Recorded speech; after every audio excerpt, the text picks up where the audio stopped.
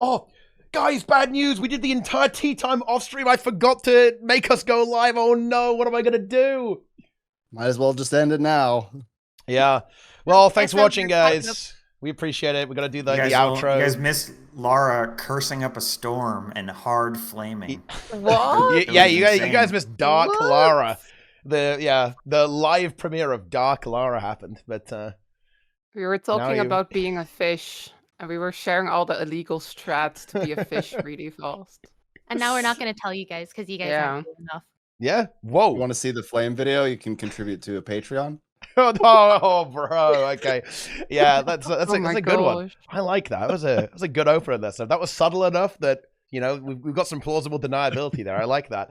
Anyway, welcome to the Janthir Wilds TeaTime. We've got Sneb, we've got Em, we've got Lara, we've got Nike, we've got me. Okay, we're here to talk about the expansion. It has dropped. It's out. We've got bears, we've got warclaws, got housing, got the maps, got a variety of things. And actually, it's over. Me and Sneb finished it. I don't know about you guys, but we're done. And I guess that's a good place to actually start. Like, where is everyone at? Where is everyone at right now in terms of the Janthir Wilds journey and what is everyone up to? Actually, that's you know what? I know where everyone is actually, except Emmy. Where are you at? What's going on with you in Janthir Wilds right now?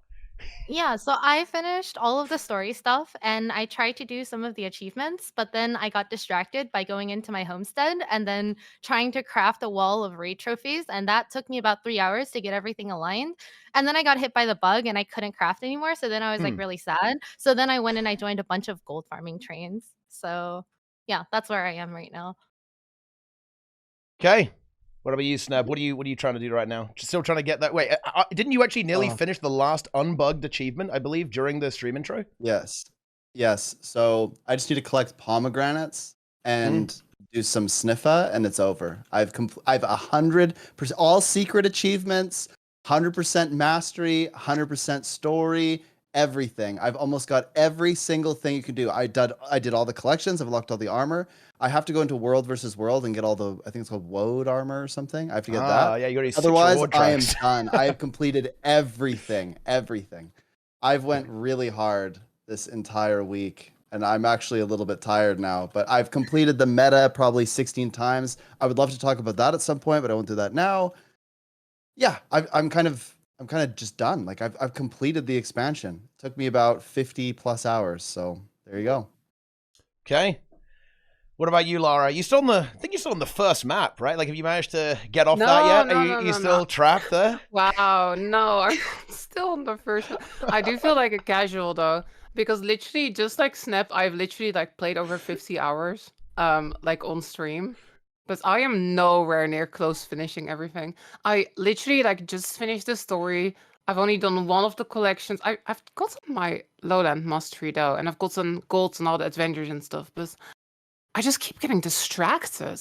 Like I keep like walking out in the open walls, and then there's like some events. I'm like, I should do that, and then there's another event, and I'm like, I should do that. And it's like when you're playing Skyrim and you're trying desperately to finish the main story, but you just keep getting distracted by random other stuff that's happening. So I've played a lot. I think I've got a pretty good feel of the expansion. I've done most of the big stuff, but I haven't nearly done as much completionism, I guess, compared to some of you. But I am tired though. Oh my gosh, like with the Twitch drops as well. Like I've been streaming so much. Like I'm actually very happy I'm doing TeaTime today instead of streaming, because usually it doesn't last 12 hours. So that'll be good. Well, we can change that. Yeah, I mean, yeah, we can maybe switch that up now. 12-hour TeaTime, just keep that going.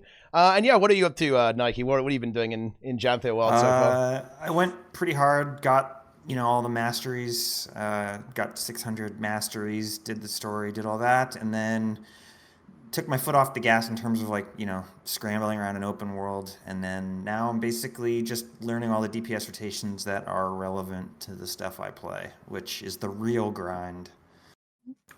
And they're all going to probably get nerfed, so it's a complete waste of time, but, got to do it. You're enjoying the, 53K rev right there? Not actually. I haven't even bothered. Pretty good. I mean, I learned the Condi Herald, Quickness Herald, because that's like much more relevant.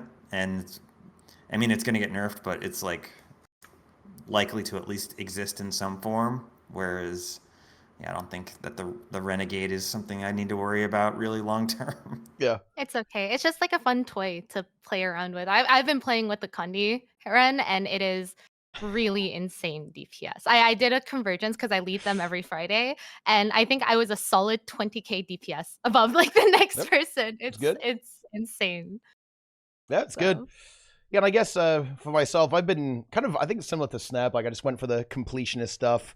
But also, yeah, I really want to emphasize what Lara was saying about kind of just getting distracted by things. That was definitely how I went about it as well. I was like constantly doing all the other things. And that's something that we'll get into when we talk about the maps in a bit more detail, actually. But yeah, I think this is something this expansion does really well. You know, there's not this main attraction, I suppose, as you know, you might have with some of the previous expansions. There's a lot of stuff that just keeps happening, and you have to go and follow off this like other random thread, like, oh yeah, look, you know, the rampaging warg is back again, guys. It's time. We got to go get that. The fish is back. We got to go get the fish now as well. See, I've basically done everything as well. I have beaten the game. The only thing that defeated me was the Act 1 story. I did not repeat that for the achievements. I went to World vs. Wood instead. I admit it, I'm too weak. You know, I can't, as much as I like listening to the bears talking at me for like 15 minutes, I'm not doing that again. Okay, but you know, it was enough for me the first time. You know, I was satisfied with the dialogue there. But yeah, okay, that's where everyone's at right now. And you know, at this point, you know, I need to be like peering into Emmy's, you know, Google Doc notes for like where all the topics we're going over. But I'll have to kind of guess where we're going to go first. But yeah, I think a really good place to start is actually going to be the maps, right? Like that is kind of a bit of a focus of Guild Wars 2, like a really key thing about Guild Wars 2 expansion, I would say. And I guess I'll open the floor for discussion here. But the way that I would describe Janthir Wild's maps, I think, is Path of Fire, but better, with actual things going on them instead of them being basically very beautiful desert wastelands that we kind of got in Path of Fire. What do we think about that assessment? Am I wrong, or am I insane, or am I completely correct? I think you are completely correct. It's just they're so big, and like it's nice to have nature again, you know, like especially after like Secrets of the Obscure was like all in the sky, man-made structures and stuff.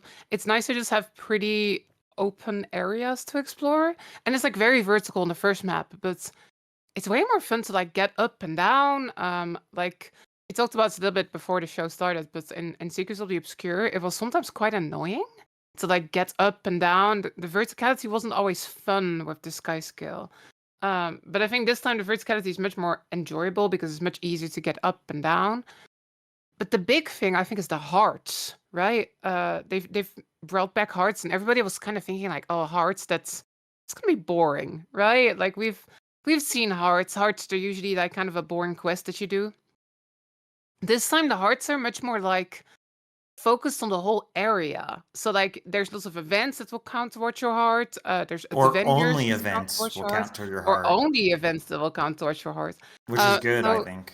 it feels much less like, hey, I'm doing some kind of boring MMO style quest. It's much more like, hey, just go into this area of the open worlds and do whatever the heck you want to. This is like why I keep getting sucked in and why I keep getting distracted, because it makes doing like an event feel much more, I guess, like rewarding, right? Because you're leveling up your heart at the same time. So the hearts are cool. The hearts really, I think, sort of fuel this like gameplay loop. And it's also nice because there's actually events happening, right? Like in Path of Fire and also in End of Dragons, there very often it could be pretty difficult to even find like regular events that were happening. But in this map, it feels like an event is running and then there's like a 10-second timer and then it just runs again. Like it's just constantly like rolling. So you're just constantly running around and there's constantly events that you wanna do because it actually feels good to do them. Yeah. I'll kind of chime in and say, like, I think the biggest thing with these maps is that they feel a lot more dense. It feels like there's always something to do on the horizon, right? It's like you wrap up this one thing and you look over there and it's like, oh, hey, I wonder what's over that hill. Hey, it's another event, or it's another achievement, or it's another jumping puzzle, or Yes. it's another, I don't know, even harvesting nodes, right? Because the introduction of like the new harvesting nodes meant that they were very, very valuable at the release. And I think they will actually hopefully increase in price, because right now I think a lot of people are locked out of crafting in their homesteads, and a lot of these crafting materials are used in your homesteads. sets. But I think that's like the really big thing. It's like the event density is really nice. And it feels like you can immediately move from one event to another. So it feels like there's very little break in the flow, right? I feel like a lot of times what happens, and probably a big reason why people like things like meta events, is that you do one event and you know another event is going to come up, and then you go do that one, and then you know another event is going to come up, and then you do that one. Whereas I feel like for a lot of people that play the game more like solo, it's kind of like, okay, I'm going to find this event, but I don't really know where the next one is, so I guess I'm just going to wander around a little bit, and okay, you know what, I'm bored now, I'm going to leave, right? So it breaks that flow a lot. But I feel like now it's like you have like, I know this happens a lot in like single player games. I'm very guilty of this, or I'm feeling like, oh, I'll just do this one more thing, or I'll just do this one other thing. And then all of a sudden 5 hours has passed and I have like no idea where my time went. And I feel like this, especially the first map, really, really captured that feeling where it just felt really full of like life, honestly. So I really like the first one. I do think the second map definitely did have a bit more of that sparseness. I think like the map was much more flat and felt more like a wasteland, so to speak. But I do like, I guess this is another thing is I do really like how much more combat oriented a lot of the events and the world boss and everything are as well. I feel like in Soto previously, like there were a lot of events where it's like you're just collecting things, you're running around pressing F on stuff, or you're using your sky Orbs. skill to dash through things, yeah, or you're like, you know, fireballing and that kind of stuff. But it feels like this time around, there's a lot of events where you get to just hit things with your skills, right? Which is, I think, doubly important because we got the new spears. So, yeah. Yeah, I definitely Yeah, agree the with that. Go ahead, First Nike. map is of course way better than the second. The second, the northwest in that like sulfurous area, there's like nothing going on there, and there's a little bit of story I think that was in that instance Yeah. or in that area of the map, but there's no real events happening in there. So it was like this. It's almost like they ran out of time and didn't get a chance to like populate that area of the map. So it's like a good 20% of the map is like a dead zone as a result of that. But that's the only like real negative. Plus, it's the first map is like one of the prettiest maps I think they've ever done. Like environmental design is like amazing, and the second map, like it feels like thematic. And look, it's probably based on, you know, like Scotland or like Ireland and stuff like that, which sometimes are nice looking, but a lot of times it could be quite dreary. A lot of times of the year. So a little, and that's sort of the vibe they're going for, is like this like kind of like dreary, windswept, wet area, and that's what they're going for. But it's not necessarily like the prettiest thing that you've ever seen, like a swamp in, you know, Ireland, not necessarily so pretty.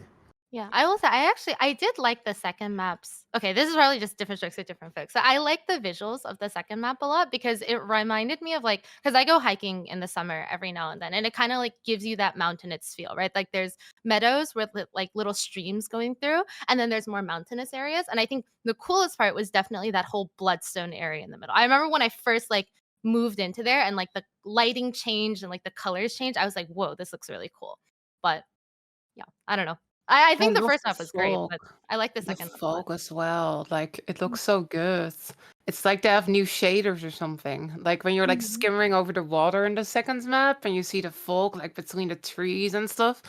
It sort of blew my mind. I was like, this is like the same engine as like Queensdale. Like it's actually wild that this is the same game as like 2012.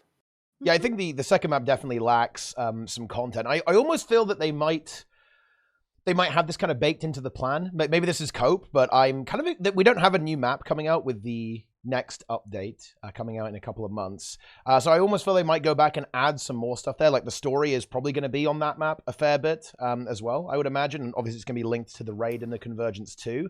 But yeah, that map definitely needs a couple of extra things. Like some of the hearts end up being a little bit annoying to complete actually, unless you are a cloud enjoyer, actually, because there just isn't really that much going on sometimes in some of those areas. And some of the events are simply kind of just like copy-paste, right? Like there's like 4 different kill the elementals events, right? Like there's a bunch of like these very similar gathering events there. I think a lot of the time in development like went into the first map, and I think that really, really shows. Like to be frank, it is one of the best maps they have ever made. I would even say arguably the best map I think that they've done in terms of like the the whole living, breathing world that they want to do with the event system going on there. It's very, very strong, I think, visually, thematically, and from the design perspective. It's even got the Bog Queen, which, look, I don't know why. This is weird. I'm not sure if you guys had the same experience in your streams. My viewers really like the Bog Queen. I'm not sure if there's something going on there, but they were like really enjoying the event a lot. Maybe a little too much, you know. They were saying something about wanting to be maggot, wanting to be one of her little maggots. Yeah, and yeah. I thought that was weird. I have a few takes on the maps too. I think the first map is, without a shadow of a doubt, the best map they've ever produced. No, but I there's don't. still depths though, right? I don't. Everybody I don't think loves it even the matters. I think that this one is the best by far. It doesn't have necessarily the best meta event, but I think thematically this is the best map. It is extremely fun to move around the map. The waterfalls, the water. I don't know if you noticed this, but is there anywhere else in the game where there's a current in the water? I couldn't recall. This is like a new thing that they've added. Yeah, I think it's you know Yeah, what's really I funny? thought- It's from SAB. This is like tech from SAB they put in. It's actually really fun. Yeah. But anyway, this to me just made it feel so much more alive. I thought it was. They have all these little nooks and crannies. There's like 3 jumping puzzles going on. There's events everywhere. The events are meaningful and interesting to some degree because of the hearts. The Bog Queen is pretty fun. There's a lot of like little hidden achievements. There's 7 hidden achievements in that map. I don't know if you all know that. 7, at least. Maybe there's more that I don't know about. But one is like you stand on a bridge and wait until this event happens to destroy it, and you instantly get. One is you dance at night with the Coden. One, yeah, they're super fun. It's just a good map overall. They even have fishing, the adventures, the salmon run is one of the best things they've ever added. And there's 2 of those. The Raven thing is kind of so-so, but whatever. The second map, however, I think it's supposed to feel like a bit more dark and brooding and like mysterious. And I like that feel. Like when I'm on the map, I feel like, man, there's like a great power here. Like something has like destroyed this place, right? And like that's the vibe I get. Even when you go underwater to kill the Leviathan in the northeast corner, the water is very dark and scary, and you're like, wow, like this is just so thematic. So I'm massively impressed overall with both maps. I think the second map is weaker, and I think one of the big reasons it's weaker is when I'm playing the first map, I never feel like, oh wow, this heart is super annoying. I hate doing this. The Western heart is maybe the hardest in the first map, but on the second map, there are 2 hearts that when I'm doing them, I think, when will this be over? I am tired of delivering the vegetables. It's so many vegetables. But other than that, I think it's a really good time. And I would also echo the sentiment that I think they're going to add something to this map, especially because of the northwest corner, the Sulphurous Springs. There's just nothing going on there. And I feel like that's where the next part of the story would start off, if I had to guess. But yeah, big fan of this so far. Yeah. Yeah, it feels like they went open world is content people like in this game, this exploration gameplay, and they really leaned in on it. And it felt like in previous expansions that wasn't as much the case, right? It was very much about like, hey, go do the meta events. And this time, again, we probably should talk about the meta events as well, but it definitely feels like they went like, we gotta lean in on that exploration gameplay, and I think they really nailed it for sure. I think one of the problem sort of with POF was that they confused exploration with non-combat. Yeah. And it was like, oh, you get to explore this cool cave that's like out of the way, and like the big payoff for going in this cave in POF is there's like a note that you can read that has like some like random Guild Wars 1, tie-in lore. And that's cool, but it's not gameplay, But whereas in this one, it's like, oh, you can explore this cool cave, and there's a champion to fight, or like a veteran to fight, or something you need for a collection, where it feels like you're actually like playing the game rather than just exploring for the sake of covering every nook and cranny.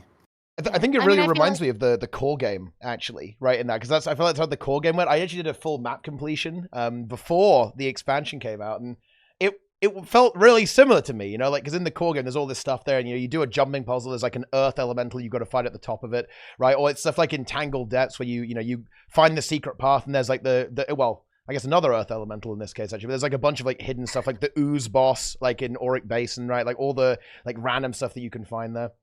I think that's like the really cool part of exploration is when there is actually something at the end of it, and it's not just, oh yeah, look, I guess this is kind of cool. Right, they definitely like lent into that pretty well, I think. And what I also liked about the maps is that it really felt complete. It feels really good that adventures are back. You know, I kind of want to echo what Sneb was saying. Like having them actually launch and the adventures are kind of okay was really fun because it's like another thing that you can do on the map. Like all the little side stories are really fun. If you haven't done them, like you guys have got to get the crew back together. That's all I'm gonna say, right? You know, you got to engage in some criminal activities with some animals, I guess. I enjoyed that, but yeah, it was. The maps definitely feel like some proper Guild Wars 2 content. And obviously I would like, you know, like Emmy was talking about Tangled Depths. I do like the hybrid approach, to be honest. I'm not going to lie. I would love it if you kind of have a little bit of both. I think I'm kind of with Emmy on this. Tangled Depths, it's pretty good. You've got the big chat Garen, and you've also got loads of exploration to do as well. But, you know, we're in a new era of Guild Wars 2, so maybe we can't have everything these days, potentially. I think the maps also feel very alive. Yeah. Yeah, sorry. Emmy, I'll let you go. I just wanted to comment that the maps feel very alive, whereas some of the previous maps that they've done recently, there's like nothing going on, right? There's just no NPCs. It doesn't feel like they're inhabited at all. The first map is just bolstering with joy and happiness. The bears are hanging out, they're doing their thing. And the second map, it feels like people are like settling there. And so there are things going on, but there's less going on, and it's very in alignment with what's supposed to be going on that map. Anyway, Emmy, go. No, it's talking is too hard. I was just gonna say, I feel like this expansion definitely played to Guild Wars 2's strengths. Like basically the things that kept me in the game, right? It's like when I played Guild Wars 2, right? When I first started playing it, I didn't come for the story because I'd never really played Guild Wars 1 before, and I didn't really come for even like the raids and like instance content, right? The reason why I fell in love with the game is because there's a natural grouping that happens in open world, right? I feel like most other games don't have that, right? So obviously a wide variety of games are all single player, but even for the multiplayer games, right? Usually you're like forming small teams or like you're kind of banding up to like tackle a big raid together. Guild Wars 2 was the first game that I had ever played in like a large setting where there's a lot of people coming together to tackle big things together, right? So in this case, very much felt that with the event, right? It's like you saw people kind of banding up together with like mentor tags, commander tags. Even now, in like every time I look in LFG, there's always people like doing events for mastery points, doing events for EXP. And there's very much like people just gathering together to do the events. And I feel like that's fun, right? It feels like in a way you're part of something bigger. Whereas I feel like a lot of times in the older maps, I was doing the events because it was a checklist of things that I needed to do in order to progress the story or progress my mastery points, or even just to kind of like see what it was like FOMO. Whereas this time it felt like, I don't know, you just like see other people and you're like, hey, what are they doing over there? I kind of want to see what they're doing. And then you just go over to them. And I think that's like a really unique experience specifically to Guild Wars 2. And I'm really glad that they like, I don't know, emphasize that a lot more. Yes. They're pretty good. Do you want to talk about the world bosses now? It's world boss time. I want to say one thing about the salmon before we move on. Okay, do it. So the salmon is like really the first like kind of like weird sexual simulator they've added to the game. Wait, what? Because you know why salmon swim upstream, don't you? They go to spawn. That's the whole point, is we're going upstream to spawn. And therefore, I have to say, if you don't have gold in the uphill salmon, you're not going to spawn. You're going to die a perma-virgin. Because your DNA isn't good enough to be passed on to the salmon eggs that are up there. And so, yeah, you got to get gold. If you guys are not gold salmon run uphill, log in and get gold. Otherwise, you're a genetic dead end. That's it. I am never doing this adventure again. I'm done. Never going back there. 215, by the way. 215. Yeah, I mean, that's... I didn't see that one coming, I guess, but... There is that. Anyway, world bosses, guys. So we have 3 world bosses, and one is actually on the first map. You know, I thought there was a bit of confusion. I thought, is it 3 on the second map? But no, there's 1 on the first map. The Bog Queen. But I guess the main event. The main event is actually on the second map, and it is, of course, the Titans, Greer, and Decima. And these are pretty interesting, actually. Like, it's weird because they were bugged on launch as well. There was kind of a really weird issue where you had to avoid phasing them at the same time, or it would completely stall the encounter. Definitely a little bit unfortunate in that regard, and you just simply couldn't finish one of the Titans there as well. But yeah, this is an interesting one because this fight is, to me, just basically a bit of a DPS and a healing check more than anything else. There is, of course, the coordination element of having to kill them at the same time, but I don't know. Like I don't think that's like a really big deal, to be honest. Like you just have to like stall a little bit sometimes, like to get the job done there. So I would say this is actually an area of the map that I do think is actually a little bit lacking, to be honest. And I think there's a reason why the bosses work the way they do. Like, if you look at them, and this is a little bit of a hint for any aspiring raiders, there's green stacking circles, there's lines firing out that you've got to stack in, red ones that you've got to avoid. I actually think that the bosses in the raid and the convergence are very likely to have very similar mechanics. I think we're going to be seeing some reuse of this stuff in there as well. But because the mechanics are kind of like raid mechanics, it means that they can't really make them that punishing in open world, let's be honest, right? Like that's kind of a recipe for disaster. Imagine if you fail the green circle and then the entire group dies, right? Like that's probably not the best idea in open world. Same with the green lines on Decima as well. I would say I do like Greer, actually, because Greer kind of has a lot of movement checks. You have to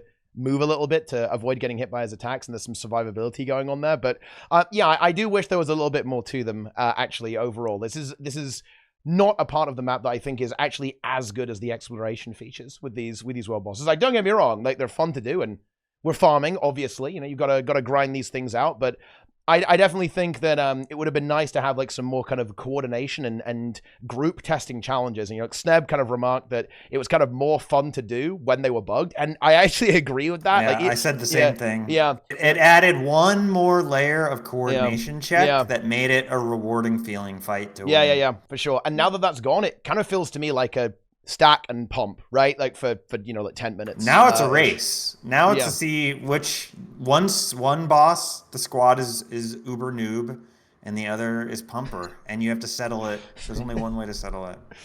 Yeah. What do you think about the world bosses? Yeah, but go Sneb. Initiate. I've done the world boss maybe 20 times, maybe a little bit more. I don't know. I've lost track. Okay.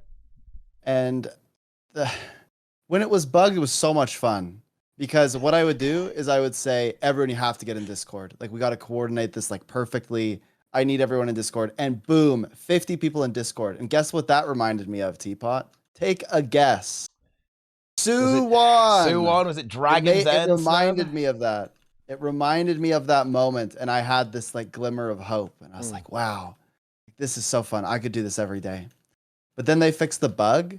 And now I kind of am like looking at the other screen and like just doing other things, and we still end up winning pretty much every time. And the people on Discord have gone from 50 to 20 to 10.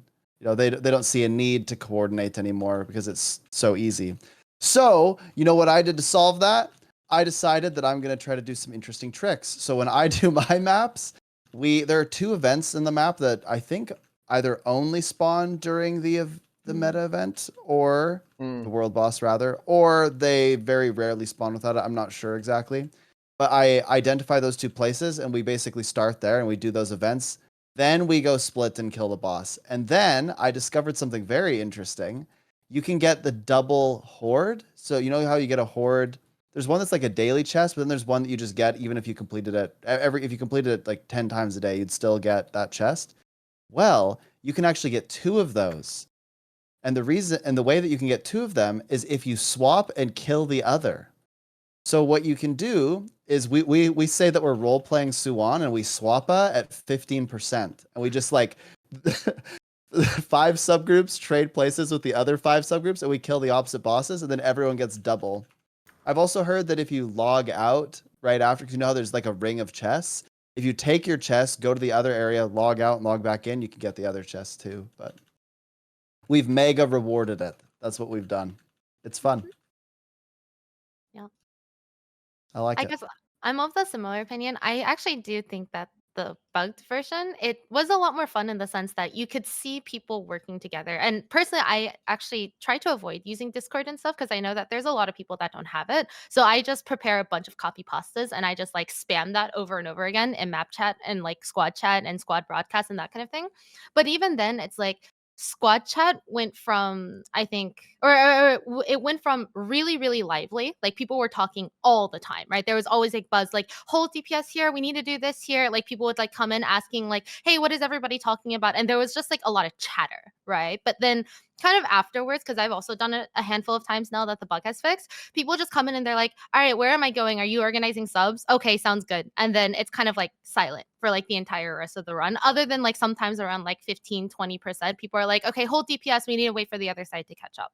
So I do get that feeling. It does feel a little bit more lonely now, I think is maybe a good way to put it, where it's like now it's a lot of people kind of playing by themselves together in the meta event again. Whereas before it definitely felt like we were playing together. So I think it could have been really interesting if, I don't know, they, instead of having it be bugged and it just completely locks you out, like maybe if they both enter at the same time and NPC says something like, oh, this guy is already like draining all of the power and then now he's like revived and gained another 5 HP, right? So it kind of like enforces that they're always staggered. I don't know, something like that. That could have been. I think it should be like KO, right? Where if they're not within a certain alignment or something, then you like way empower the other one and everyone starts dying, and then the other side can flame the opposite and just say, stop killing it so fast. We slow down, we're all dying. Gonna make it even worse, you know? And so then you have to like switch places a little bit or like figure that out. I think that could be good too. Yeah. Yeah, I I think... imagine Oh yeah, go ahead. retroactively, they're probably not going to add anything new. But I do think that at the very least, if we're comparing Soto metas compared to this, even just this world boss, I do feel like it is very much like leagues above it, right? So I guess the hopes is in the next few maps, the whatever world bosses or metas that spawn there, they'll take even more lessons from this. I don't know. We'll see. Yeah, I think this is haven't, interesting. Oh yeah, go ahead, Lara. I haven't like done it that much. I've only run it like 3 times. Like one time since they fixed it. But my impression was that I liked how they integrated the Warclaw into the encounter. You know, like in Omnitas, it was like get on your sky skill and then you gotta like slowly fly somewhere and then spam your fireball over and over. That was And horrible. it's not super fun to do. But I like how the Warclaw feels much more integrated here, right? Like it's in the middle of the fight, you just press the button, you just get on it instantly, you run through some gates. It's almost like you're doing this little race where you're just running in circles, right? And then you get off. It doesn't overstay its welcome as much. And I think it's one of the first times that Arenas has actually done a good job integrating like a mount in an encounter like this. Also, like, you know, in Giada Delve, when you got on the turtle, it wasn't super exciting to just like spam the stomp ability over and over. But this time it actually like it feels like it's a neat part of it. It doesn't overstay its welcome. It's fun, and you get back to the combat. So that was definitely one of the things that was my highlights for this fight.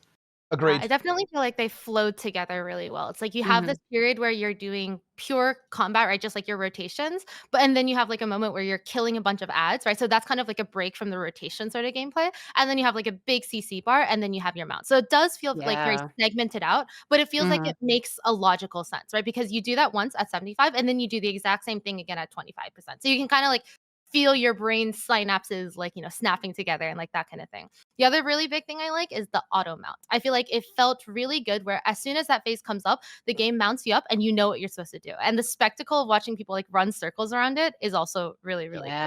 I think kind of just like calling out again, like I think in the Soto metas, personally, I didn't mind the movement of the sky skill that much because I don't mind the 3D traversal. But what I didn't like is that in Soto, if you got onto your sky scale in combat, you're locked out from doing that again for like another 3 minutes or something like that. So that means that if you had mounted up out to get out of combat because there's an annoying ad that's chasing you, then you wouldn't be able to do it immediately when the meta event called you to do it, right? So then you had to go out of your way, you had to run to an updraft, then that popped you up in the air, and then you had to run back to where you were before and then do that there. So it feels like there's like this weird transition part where you have to go out of your way to do the mechanic. Where this time it feels like the mechanic is very closely integrated with what you were already doing before that. So, Yeah, I definitely agree. With the Colts and the mounts there as well. It's pretty high energy. I guess what I would say about the open world thing here is I really feel that they don't want the open world to be that difficult, I think. And I think there's a couple of clues on this. Well, one, it's not that difficult. Wow, that's a clue. But also, I think they really want to push... I think they do want there to be some kind of challenging, large-scale group content. I think that's going to be convergences. We already know that they've said they're making convergences harder, which I think was kind of a surprise if you think about it, right? Like, if you think about the fact that people already struggle a bit with Umbriel CM, it kind of farms people pretty hard. Even with, apparently even regular Umbriel in public, it's a bit rough, So when that one pops up, I think. So I think that we're going to be seeing a bit of a split here. I think the open world events are going to be pretty easy. There'll be like some stuff that and will almost like serve as a way to familiarize you with what the abilities look like. Like, oh yeah, look, it's a green circle. Oh, look, it's a green arrow. I think it's really funny that I've seen a couple of clips of players kind of getting the green circle, then running away from people. I think that happened with Soto launch as well. They just get the green and run away. So I think that's their goal there with that. And I think we're going to be seeing a lot more challenge-oriented content in the convergences. And I think there's a decent chance, no cope, that we kind of have a little bit of the Su-1 experience, but in the convergences, or maybe even in the convergence challenge mode, actually, when those come out. It's a long way away, but I think that is what's going to be going on there. And this is something that we have to...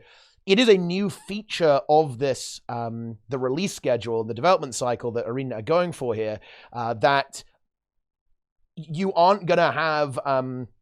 you aren't necessarily going to have like all of the content that you're particularly interested in, or like that kind of satisfies like what you're looking for out of the game on launch. Like some of it isn't going to be there on launch. Like obviously the open world stuff is going to be there, but especially like the combat oriented stuff that shows up a little bit later, which is probably going to take some getting used to. But I think in a lot of ways it can end up serving the player base better, because if we think about Su-1, right, like, Su-1 is the perfect example of this, I think, because some people loved it and some people actually hated it, right? Obviously. Like for us lot, like we like that kind of stuff, and we like, organizing a big group and just blasting and trying to overcome this challenge.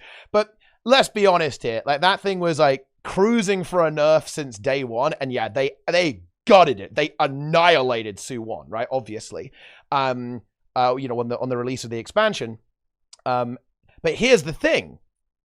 They don't have to do that if it's a convergent CM, right? It's supposed to be hard. That's a get good angle, right? And this is, I think, why this could end up working out. In fact, I think it's quite likely to end up a little bit better in some sense, as long as they're able to kind of capture that same large-scale open world boss fight within the convergence. I do think that it being open world like inherently makes it feel more organic, and moving it to an instance is going to feel a bit more artificial in a way. Like, you're kind of going to break the immersion a little bit to an extent. But I think there's always going to be trade-offs with changes like this. And to be honest, like if we could have had old Su-1 preserved in an instance, I'm pretty sure people would like that, right? Or at least the people who liked launch Su-1 would go, yeah, okay, that's a fair compromise, right? And have the open world version be pretty easy and like not really require a lot of coordination. But then you could actually make you could make a pretty hard world boss, right? If you wanted to. They could do actual proper mechanics in the challenge mode. They could go even further than Umbriel CM. So I don't know, that's kind of like my rambling thoughts on like the difficulty of the world boss and why I think that, yeah, I feel like it's not like a crazy big deal to an extent. Yeah, I'm content pacing wise, I'm still not sold that they have nailed the content release pacing. Having the raid come out in the same patch as the convergence and the convergence CM, even like I understand that like the convergence CM is a 50-man version of the raid or whatever, but it feels like I'm gonna be in the raid, progressing the raid, I'm not going to be doing the conversion CM until after I've done the raid. And I know that's not everybody. There'll be some people that don't do the raid and only do the convergence. But it feels like if you just spaced them out, you would get double the juice from the same content. Well, they kind of if that have, makes right? sense. The raid, the CM doesn't come out to the final update of the convergence. Yeah. So I think the pacing is actually kind of okay. Well, in this regard, anyway, it's like raid and convergence normal mode. Then it's raid CM and LCM. Then final patches convergence CM and fractal with fractal CM as well. But I do know what you mean though. Like I think if there was a different convergence on launch, right? Like one that was, maybe another event that happened in the story, that would be really cool, right? Yeah, I think sure. I think the issue is that I think what they're trying to get away from with the initial launch is you guys were very completionist, right? Like you did everything. I feel like if they had come out with a convergence or that was like worth your time, that you felt like we got to get the crew together, we got to get the guild focused on this, you would have only done the convergence and you wouldn't have, done as much in the rest of the game.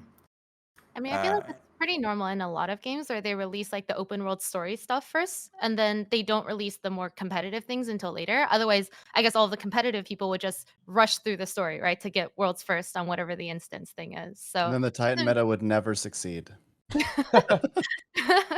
yeah, but I did want to chime in. I want to like go back to what Teapot was saying before with like the whole Sue-1 thing versus the other stuff. I think a big part of it is expectations, right? It's like I think a lot of people when they saw EOD and they're like, oh, this really cute turtle mount, which is like a really big part of like the marketing side of everything, is going to be behind a meta. Oh, I really hope that I enjoy the meta and I can get my turtle. And then they come in and then they die to it a bunch, never having like expected like, oh, I need to like actually organize with people. Like this is actually going to be a really organized thing. I think that expectation is what soured the experience for a lot of people, right? And I think it's like very much like you see this everywhere, right? It's like in like raid LFGs or like in new player groups or even in open world, right? Where it's like if people expect open world to be hard and then it's easy, then they're disappointed. If they expect open world to be easy and then it's hard, then they're disappointed. But everybody's really happy when they expect, okay, open world is going to be, I expect it to be easier, and then it met my expectations, right? I feel like that's like the key thing here. So I think my hope is that with like the convergence, the fact that they have been very upfront about, hey, this is going to be segmented out. It's going to be harder. There's going to be unique rewards for it. And we are setting this up as a precursor for the harder difficulty content in the game. People are going to go into that with the expectation, yeah, this is going to be a bit more challenging, right? So, and I think once you've like almost like prepared yourself for that, I feel like suddenly like now failure, you already prepared yourself for it, right? So it's like it's not quite as unexpected. I think it always feels the worst. And honestly, I mean, I am also very guilty of this, right? It's like I'm an end game raider, but if I expect my groups to be clean and then they're messy, I get disappointed too. I think that's like a very natural human reaction. I think it is very much the game's responsibility to make sure that those expectations are accurately set. So I think, I mean, we'll very much see the opposite, right? It's like if they're hyping all of this up right now, kind of like saying, oh, we're going to add like convergence CMs and it's going to be essentially like a different difficulty mode.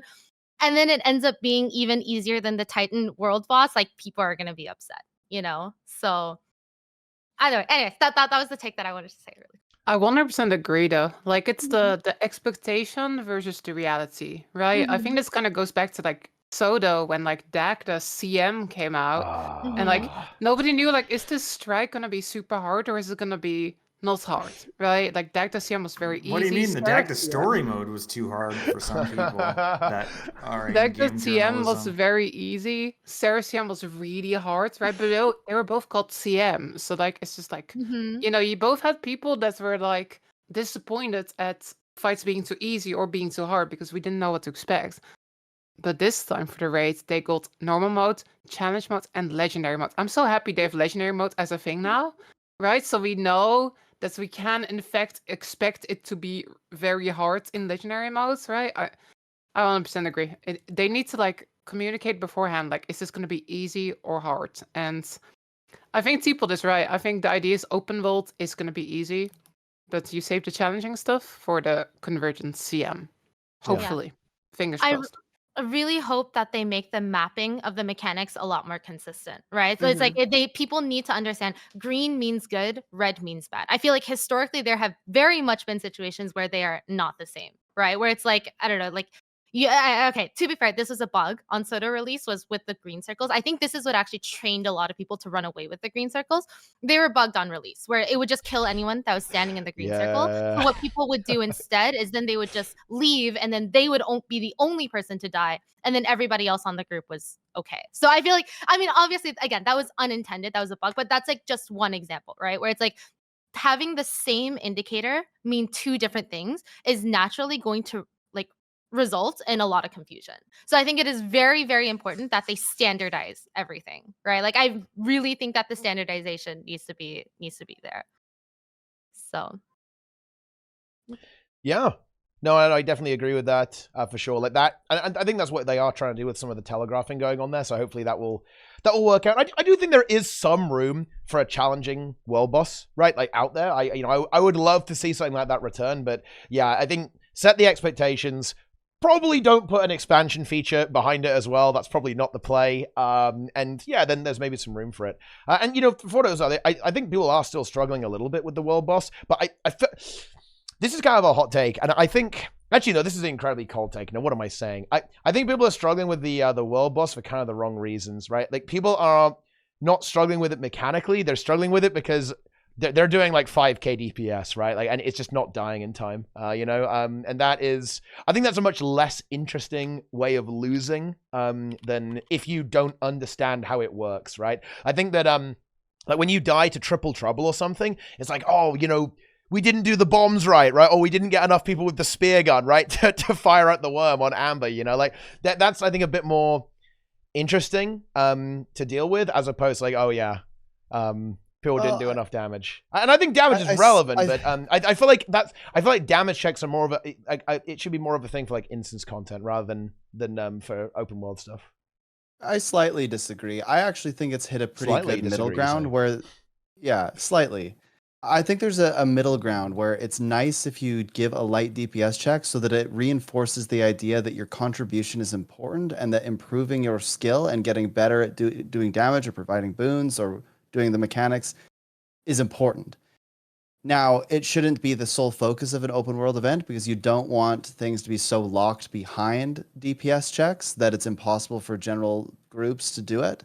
I like that there's a lot of mechanics so that maybe you are a weaker DPS player or a newer player, you just popped in with Selly, being able to contribute by doing the mechanics very well, like standing on the arrows and, running around with the mount. Like those things are good. So you still feel involved, you still feel like you're having an impact. But if you don't have like any DPS check and it's solely about mechanics, then players will never learn that those things have any value in engaging with.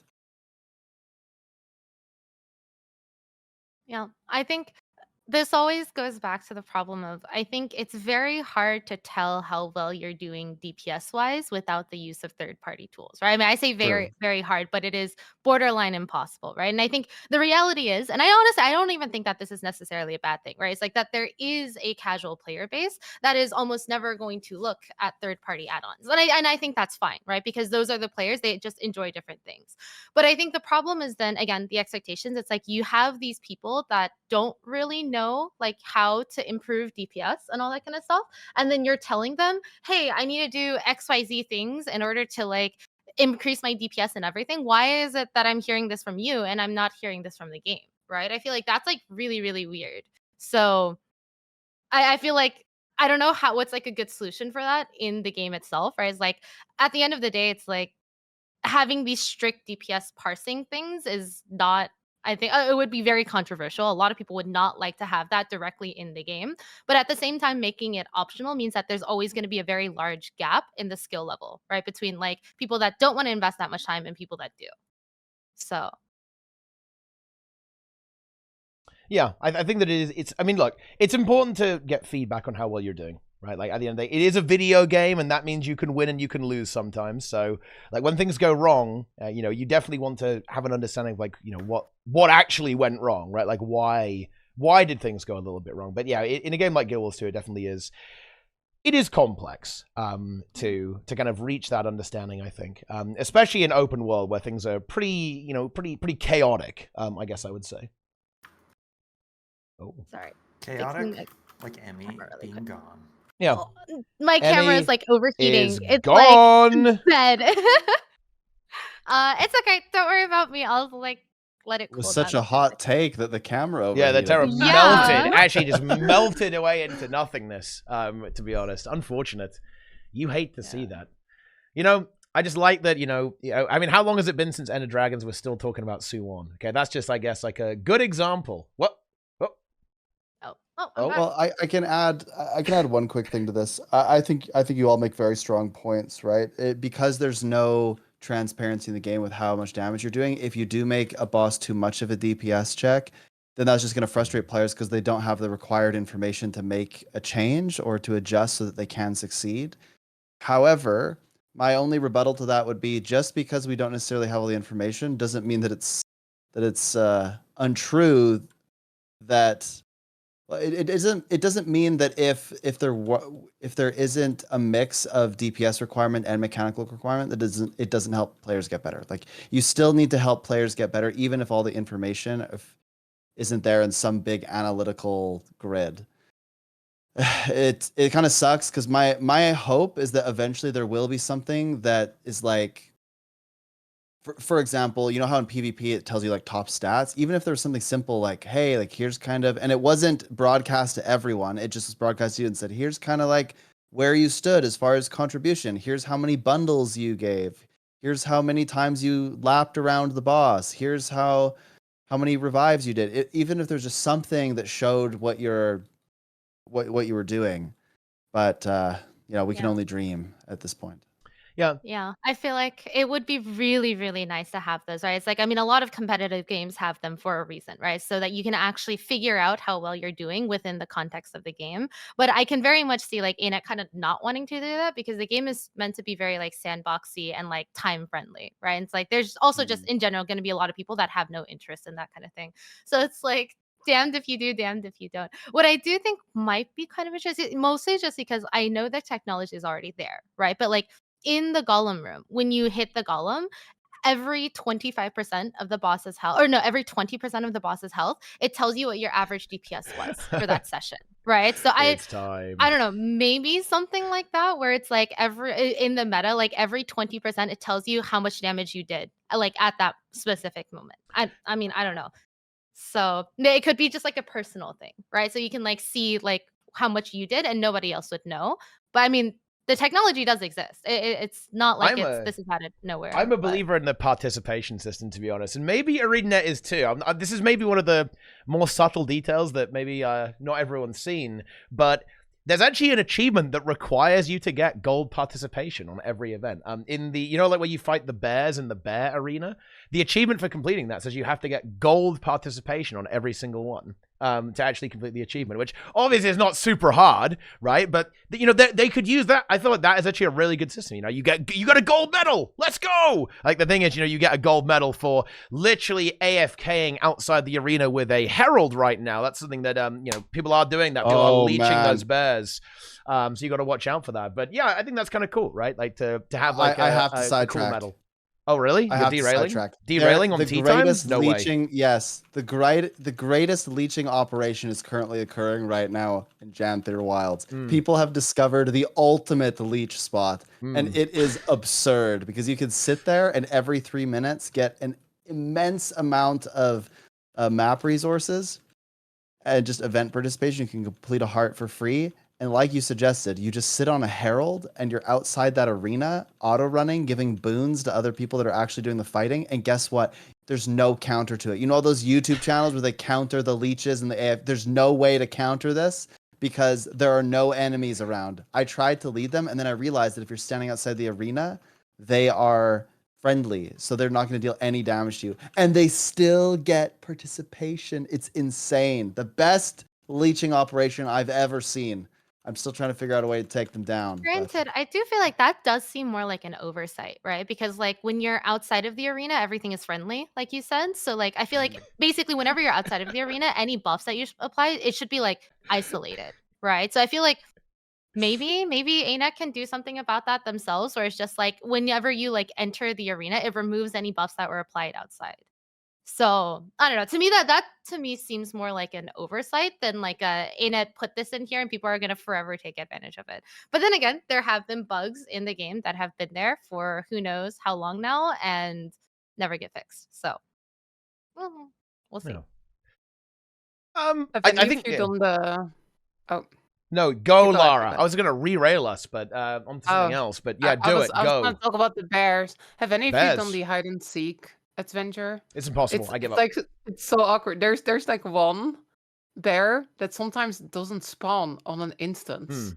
And you gotta Unlucky. find all 12 to get gold. So you're like doing hide and seek, and there's just one of the bears that's just cheating. Just straight That up, it bear's hasn't really shown good. up. It's so. But they'll fix it. Honestly, they have been pretty on point with the hot fixes. There's been a hot fix patch pretty much every single day. There's still a bunch of things that they definitely do gotta fix, like the invisible hide and seek bear. But it's a matter of time. Yeah. They're working hard at fixing stuff. I don't like to go too hard on devs for bugs on launch. I felt Yeah. there's gotta be bugs, right? And they gonna did a be good job with fixing them. I think it would have been really nice if the world boss one had been fixed a little bit sooner. That was super frustrating, actually. But we were able to figure out like a way around it, so there is that. But yeah, that was kind of annoying. I think the really bad bug was the one where you couldn't get story progress because rifts weren't working properly. That one was pretty gnarly. But they also fixed that one pretty quick. So I guess fine, yeah, and they'll get this stuff. There's a couple of bugged achievements, and that was frustrating when I was trying to go for mastery points. Like some of the mastery points were bugged. Basically, that's kind of annoying. But not the end of the world, in my opinion. But actually, speaking of the hide and seek, I actually saw a pretty epic operation. Basically, a group of people like set up a portal at every single hiding spot, basically, and they got the world record. They completed the hide and seek gold in like 29 seconds by just chain portaling to every single hiding seek spot, which is also funny because it's actually weird. I think ArenaNet should actually disable the ability to do that because people are going to do that with Salmon Run, by the way. You can do this. Like you can have people help you with the Salmon Run, and actually, I don't know about you guys, but I think the competitive integrity of the Salmon Run must be maintained. Okay, look. All is fair in love and war, and this is love. So. Yeah. I don't know. Let's see. The bugged achievements. You were gonna re-rail us. Yeah, I gotta mention the bugged achievements though, because I have pretty much every achievement possible. I've done all the side stories. I just need to do Bog Queen. I'm like 70% done that a whole bunch of times. And then I need a few sniffas, and that's it. I've got everything else. Except there have been a few that I've had to like force new instances for. I did the lightning event over 30 times. Over 30 times to try to get the achievement. And I and I get this. I'm on a map and I had kind of given up, and then I walk by the lightning and I see the achievement eligibility, and I'm in a big squad full of my guildmates, and we're all in Discord because we had just done the meta. And so suddenly it goes ding, little achievement, little yellow achievement in the bar that's filled with experience boosters, by the way. And I start screaming on Discord. I'm like, get to the lighting, get to the lighting, get to the lighting. And then I press M, and all of the blue dots start converging upon the lightning. Converging, you say? They converged. They came to the lightning, and we did finally get it. But now there's that stupid bear that you're helping in the garden or whatever, and all the snake things are trying to shoot poison at it, and you got to bubble it. I've saved that stupid bear like 50 times, and the achievement never activates. So I'm in a little bit of depression about that, but that's the last one I need. Yeah. But otherwise, I think they've done pretty well about fixing the bugs. Like, it's been all right. I think there's a few things that are maybe a bit unintended still in the game, and I question. Yeah, Cloud. I like to say cloud poems on my stream anytime people bring up the cloud, because it's a very peaceful adventure, you could say. I do enjoy thanks to the cloud. Shout out to the ghost farm, which allowed me to get like 5 million XP in 30 minutes. Yeah, that same. Was good. Same. I finished my entire homesteading mastery track in like 30 minutes thanks to that. It was great. Yeah, it was pretty high tier actually, and yeah, that Laura was... will never know because you have to exploit early and often, and Laura did not. Yeah. This is why I am so far behind. behind. I'm starting to get it. This is why I am so far behind. You know, I guess like on the achievements thing as well. I actually thought that they were really, really fun to do. Like during Soto, it was actually a very similar design, right? And I think this is like a big key point of refinement. I feel like between the two expansions is that in Soto, I was like, where is this event? Just spawn, right? And it just would not spawn ever. It's like, what is going on here? I hate this. This is so painful. I hate it. I hate it. I hate it. But in, and you know, getting all the mastery, like, no, please, I just need 1 point. Just give me a mastery point. The in Janthir Wilds is like the events spawn all the time, right? It's like super easy to find all of them. There's a couple that are a bit trickier to find, like. I couldn't get that Iboga to spawn for a while. That was kind of annoying, but like everything else is like super, super easy. They're pretty generous with the mastery points as well, which I really like. You know, it means that you can just get in there and just like play the game. And it transformed, it made it into a really fun experience. I was like working with a squad, right? We were saying, oh, the event's up on this map. We would all like pile onto that map and go and do that. Made it into a really fun, kind of cool exploration, figuring stuff out experience too, especially with the collections and the side stories as well. Because of course, like we were kind of doing them on the bleeding edge, right? Where there were no guides, we had to figure them out, right? Like where's the next animal we need to recruit into our clandestine operation criminal gang, right? To rob Evan Nashblade and all the other stuff that was going on there as well. Yeah, a lot of cool stuff going on there. It was like a really fun. Exploration experience. If you haven't done the collections, you got to do the collections, guys, for sure. But yeah, like the entire unlocking process was way less painful. Like Soto, I found painful because especially with a couple of events that just were super annoying to find and super annoying to get. But Janthir Wilds is like a much more refined, better version of that. Like especially with the way that the hearts work, right, and like the homestead materials. I think that actually really helps with all that kind of stuff.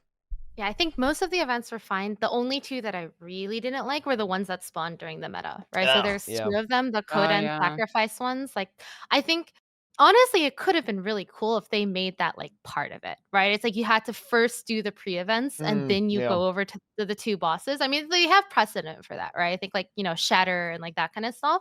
It would have been kind of nice if that was tied in there because then it would have guaranteed a lot of people would have gotten that thing. But I know, at least for myself, because I didn't really browse, like, Reddit or other forums that much, I was stuck for so long. I was like, where are these two events? I literally did the events in Cynthia, the second map, for so long that I started hitting diminishing returns. And I was like, I can't find these events for the life of me. So it was only when somebody told me, like, oh yeah, they only spawn during the meta. I was like, oh, that's crazy. It almost feels like an oversight to me, though. That, or at least the fact that they only spawn then. If it spawned guaranteed then, and also a couple of other times, that would make sense to me, right? If it's like the fact that it's only during the meta, like once every 2 hours, that's kind of weird, right? If you ask since me, they moved the starting time of the meta by 5 minutes. Did that change that? To where it did they overlap? Did they? Is that what happened? Yeah, the meta spawned at 40 after, and now it's 45. Oh, really? Interesting. No. Yeah, it was that does 45, and then they moved it to.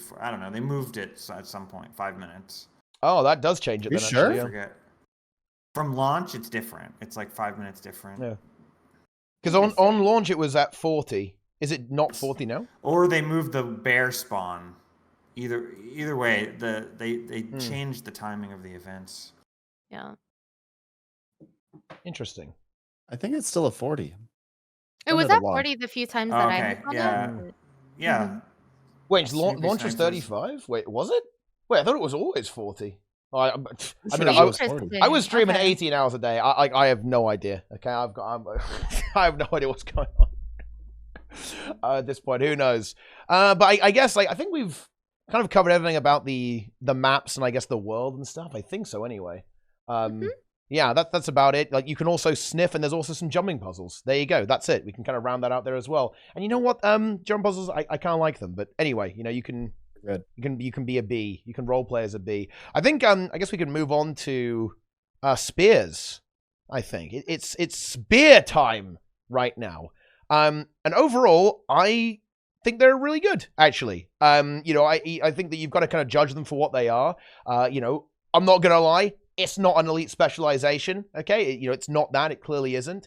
But yeah, I think they're really well refined. They're much better than the Soto weapons, that's for sure. And I think these ones are kind of interesting because they seem like they kind of fit into existing builds super well. A lot of the time, they just kind of just get in there. Like, you don't have anything like I don't think, and maybe I'm just wrong, maybe I'm out of date, but I feel like there isn't anything like, let's say, Chrono Rifle that kind of really helped create a brand new build, like a new thing. I think a lot of these kind of like fit in to kind of what's already there to a certain extent. But overall, I think they're all really fun. They iterated on them really well from the beta, I think. You know, like, look, Rev Spear isn't overpowered, guys. Well, don't worry, we'll fix that, okay? Like, we'll sort it out, no problem. And then, of course, you know, they've got your Ellie Spear. I feel like it's funny, actually. I feel like Ellie Spear is the only one that isn't kind of busted in some way, which is kind of funny to me, but yeah, there you go. Ranger Spear is also not the strongest, but I do have a point that I want to make, because I've had a lot of people come into my stream saying stuff like ArenaNet doesn't know how to balance, the power creep is getting insane, all that kind of stuff. I remember I said something similar for Soto as well, and I do think that it's really important to remember this, is that it is far better, I think, for the weapons to be really strong at launch for them to be way too weak, right? Because like I always tell people, like, imagine the sentiment if it was the other way around, right? Imagine if the weapons release and they're really like kind of mediocre, they don't do that much damage, they don't provide any new utility. People, I mean, the sentiment would be, even for myself, it would be like, well, they basically didn't add anything to the game, right? Like, if anything, that was wasted development time, because I'm not even going to engage with this new piece of content that they released. So now the fact that on release they are very strong, there's a lot of hype around them, there's a lot of buzz. Every time I'm trying a new build on stream, people are like, hey, what build is that? Is that build out yet? Is that on Snowcrows? Where'd you get it? Was that like a YouTube guide? It gets people talking about it, which I think is really, really important, because in a way it's almost pseudo content, right? Because you get to re-experience old content with something that's slightly new, and I think that's really important. My expectation is that within probably a couple of months from now, they will slowly nerf the weapons back down, which is the same pattern that we saw in Soto, to give people actual numbers, right? So like pre-Soto, I think most DPS builds were between like 36 to 39 to 40k, give or take. And then after Soto release, like the week or two after that, a lot of builds were pushing 47, 48k. The Scourge was 50k with pistol, all that kind of stuff. And it was really, really like people like, to be fair, I know a lot of people, even my own community, we got GITV with Scourge because it was busted at that time.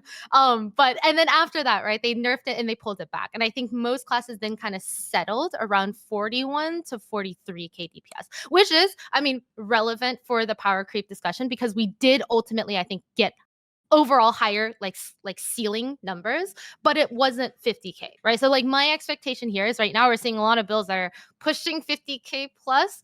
They'll most likely pull them back down, and we'll end up like maybe like 5% higher than where we were before, which, as a complete aside, I don't know if you want to like talk about this right now, old content is very much invalidated by the fact that how much damage these stuff do. Literally the other day we did like a complete YOLO Wing 1 run, and we did 0 cannon Sabbatha. I basically do 0 cannon Sabbatha every single time now. And I mean, the thing I want to point out is like, I think before you could do that with like really experienced players, right? Especially players that knew how to like do Aegis stuff or like overheal and like that kind of thing.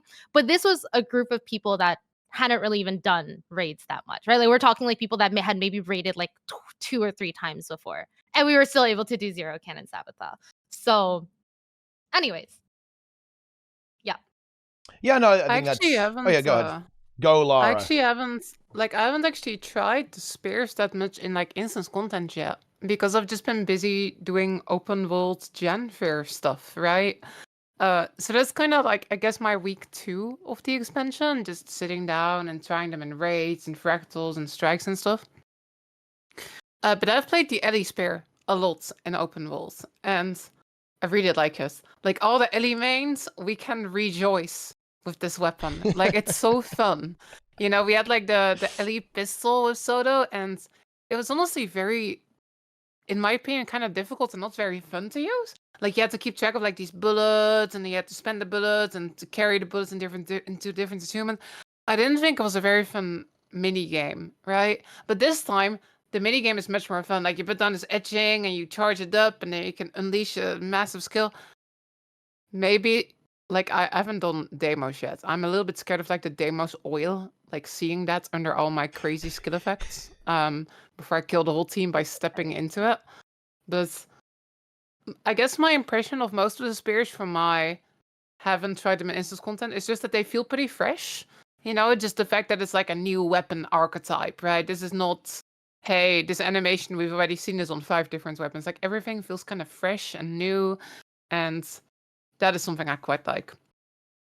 But yeah, still gotta jump into some raids and stuff next week. Yeah, power creep is something that I think they do need to keep in mind.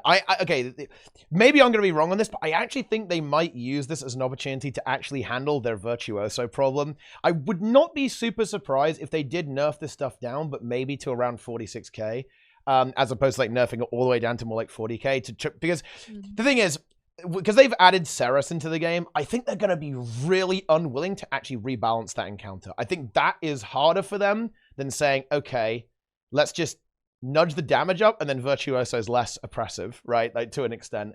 So I think that might end up happening when it comes to like the power creep there as well to help them balance the game. But I do think it is a very major concern. Yeah, I mean, I actually had the opportunity to, and I think Sneb this as well with another creator, Darth Microtransaction. But yeah, I played with Max from Liquid, did some raids on stream because he was sponsored to play the game, and we checked out a couple of stuff. And it was a little bit awkward because we were going through Wing 1, and I was saying, well, you know, this boss has mechanics, but we're going to completely ignore all of them because the game's so power-capped that they don't do anything anymore, right? Like, yeah, a little bit of an awkward situation there as well. And I think it is something that ArenaNet do need to keep in mind because, yeah, like, you can't really say with a straight face that old content in Guild Wars 2 hasn't been invalidated by power creep. It absolutely has been invalidated by like the development cycle of the game over time. And it's probably not within their development budget, in my opinion, to go back and actually fix that stuff and retune it, unfortunately. But I don't know, maybe we can cope and hope a little bit, and we'll get like Veil Guardian CM or something like that. I don't know. CM. Yes, Giga Veil Guardian. It's time. You know, that's how it is. That would actually be very good. Oh, yeah. It would I'd love completely that. revitalize raids instantly. Yeah. Instantly, it would revitalize raids. Yeah, I guess I will play maybe a little bit of devil's advocate here. I know we completely derailed from Spheres and stuff, but I do think good job, Emmy. Yeah, nice derail. This is your fault, by the way. It's all wow. me, by the way. Yeah. But I do think the fact that older content is easier has also changed a lot of the community perception around endgame content. I think like back in the day when I used to run like raid trainings before, you know, power creep and everything, I had to like make sure people knew, hey, make sure that you double check your gear. It doesn't have to be expensive, but make sure you at least have like, you know, a matching set of 6 runes, have your sigils and sigils and like weapons and stuff that makes sense. And I think that even that intimidated like a lot of people. But now it's like I can kind of tell people it's like your gear might not be optimal, but yeah, that Selly gear that you have from like, you know, the instant boost, that's sufficient for doing at least the early raids and stuff, right? And I do think that has, at least if we're talking about perception, has made a lot more people a lot less scared of doing raids, which if anything, this is another derail on top of the derail. Difficulty settings, right? It's like, I think if, for example, the current iteration of VG with its like relatively low health compared to the amount of damage that Spear is doing and like that kind of stuff, that would be a really fantastic easy mode, right? And then if you had a normal mode that was maybe tuned up a little bit, and then CM mode, and then LCM mode. Like, I feel like they set the stage here because we know that Wing 8 is going to follow this model. Like, it's probably just copia, but I really want them to go back and add that to the old stuff as well, if only just for the sake of consistency, right? Because imagine you're explaining this to someone that's never played Guild Wars 2 before, and they might ask like, oh, how do raids work and stuff, right? Well, then you would say, oh, well, you know, Wings 1 through 4 were released, and they're like technically easier than Path of Fire, and Path of Fire has like these CMs and stuff. Oh, and then there's also Wing 8, which actually has like an open world version, and then also an LCM. Like, it's just so inconsistent. Okay, anyways, derail on derail. Back to Spears. I must Spears. Yeah. Oh, Sneb's getting in. He's weighing in. I think you're right. I think you're right that there have been a lot of really positive things that have come from perhaps a little bit of power creep, making the fights easier. However, there's also a bit of a negative that I think is worth highlighting, and it's that sometimes people play it and they go, "That's it." Yeah, I agree. I go, what? You made this, like, I thought this was way harder. And it's gotten to the point now where I actually think it's kind of difficult to retain players from other MMOs that come and try raids because they go, holy crap, this is all you guys got? Like, where's the challenge? Like, well, there's these 2 fights that are like somewhat challenging. And they're like, that's well, I guess now you just don't start them with Wing 1 anymore. Is the way to do it if that's the worry. Where'd you start though? Sarah CM, just throw him in. Just get in there. I mean, start Wing I 2, mean, Wing 7, CMs. Depends. Like if the worry is that they're gonna like say, oh, this isn't enough for me and not play, then yeah, you should start them with something hard. Start them with KOCM. Well, That seems I mean, like- this Yeah, is a bit of a rabbit EODs, hole, but honestly, yeah, EODSMs wouldn't be a bad place to start, to be honest, actually. Yeah, that's true. Well, yes, I Yeah. mean, in theory that would be nice, but I don't know how it is on EU. But I think you're gonna find it's troublesome to get a brand new player into any kind of strike CM. Like Well, people I just mean- won't take them, right? So yeah. then they encounter that wall, and there's like these layers of difficulty in accepting the content or getting into it. They're like, wait, you want me to do this like trash tier content that's technically too easy for my skill level before I can do all this other stuff? And you're kind of like, well, yeah, because that's the way that the system works among the players. Unless you go and make your own group and like, okay, well, I'll make my own group. But then it's like, well, but can they find other people who are like, it's this really weird social thing. But it's possible. It's totally doable.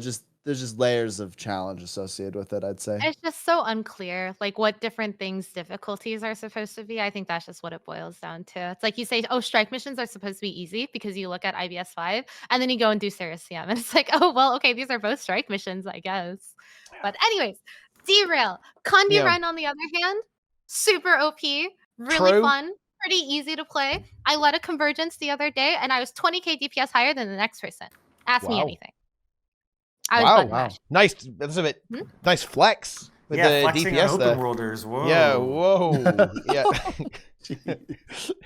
You know, I do think the spears are good overall. I think what I really like about the design is that I think there's a lot of effort with their design to make them intuitive to use, which is a criticism I have of a lot of Guild Wars 2 weapons, actually, especially in PvE. Like, every single ability you have does damage and is usually a DPS increase, but how you do that is not necessarily obvious, if that makes any sense. What I really like about the spears is that it's like, oh, Rev is a good example, right? Like, oh, my 5 skill is my big damage. And oh, look, if I finish my auto attacks, it recharges. If I do this 4 skill, oh, it recharges it. If I do this 2 skill, oh, yeah, it recharges it, right? That, I think, is actually a really cool piece of design. And a lot of the spears are like that. I've been playing a lot of the Guardian Spear. It is really fun to use. It feels great to use, actually, as a weapon. It's really powerful in World versus World.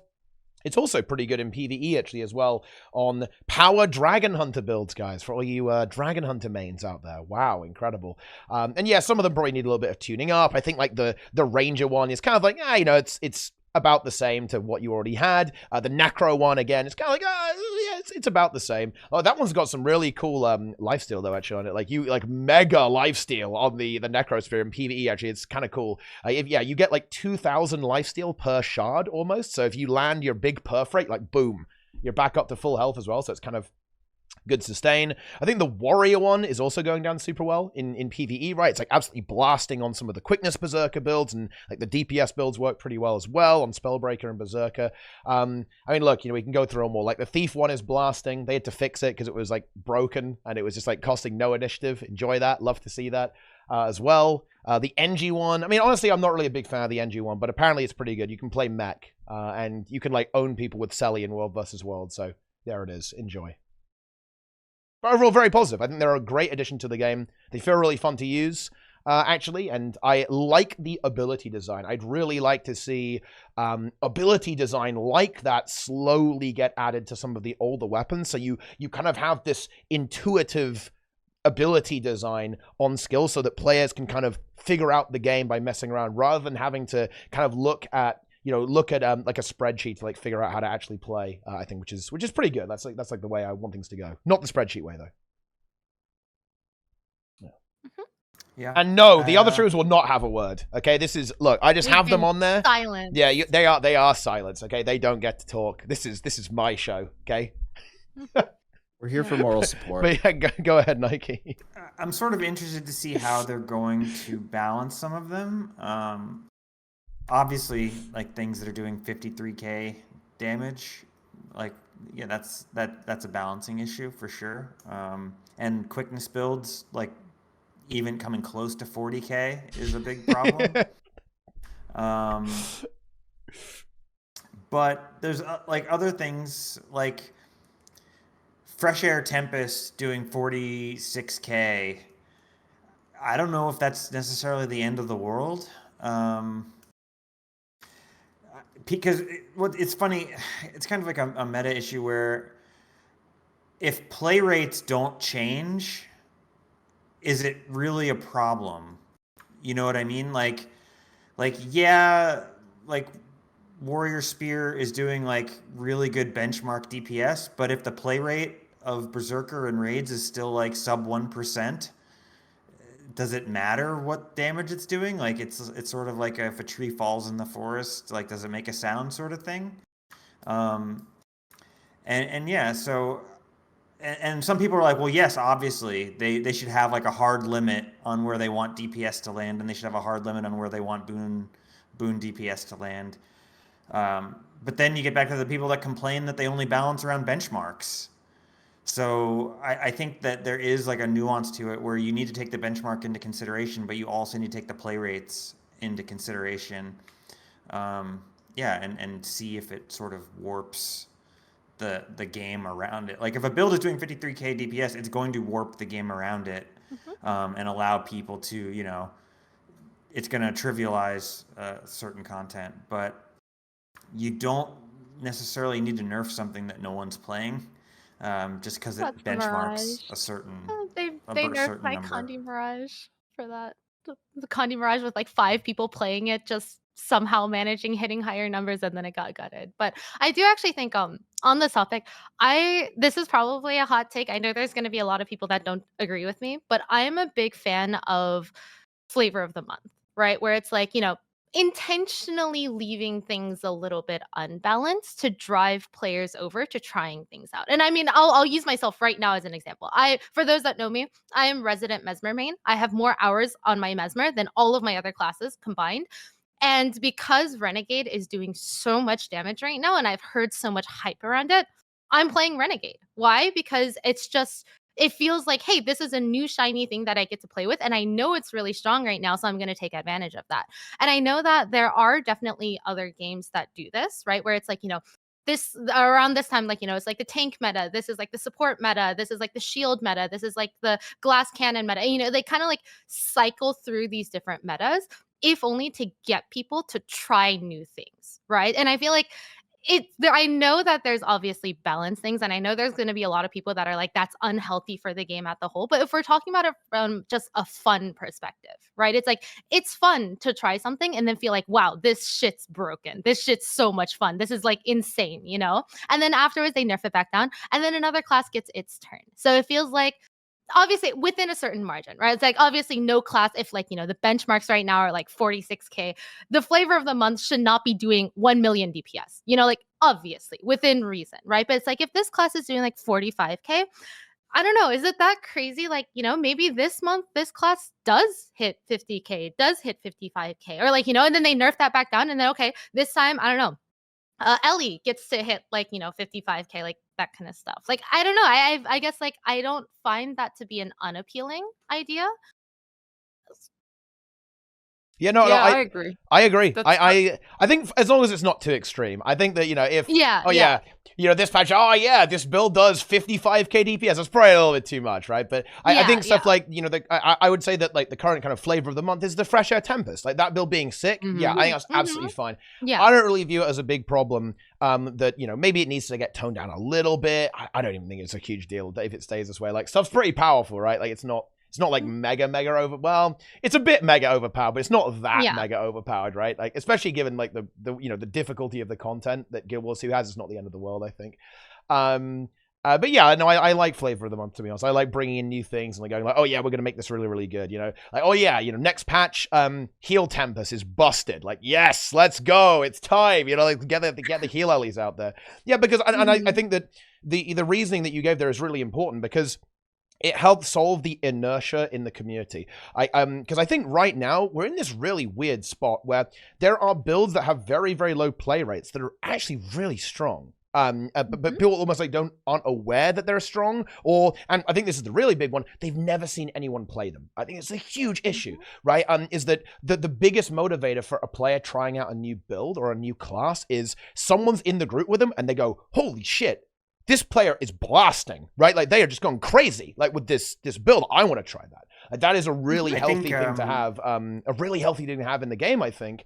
And that's why I do kind of like a little bit of flavor of the month. It can be done wrong, you can overdo it, but a little bit of flavor of the month balancing, I think it's really healthy for the game and like promoting diversity in what people are playing.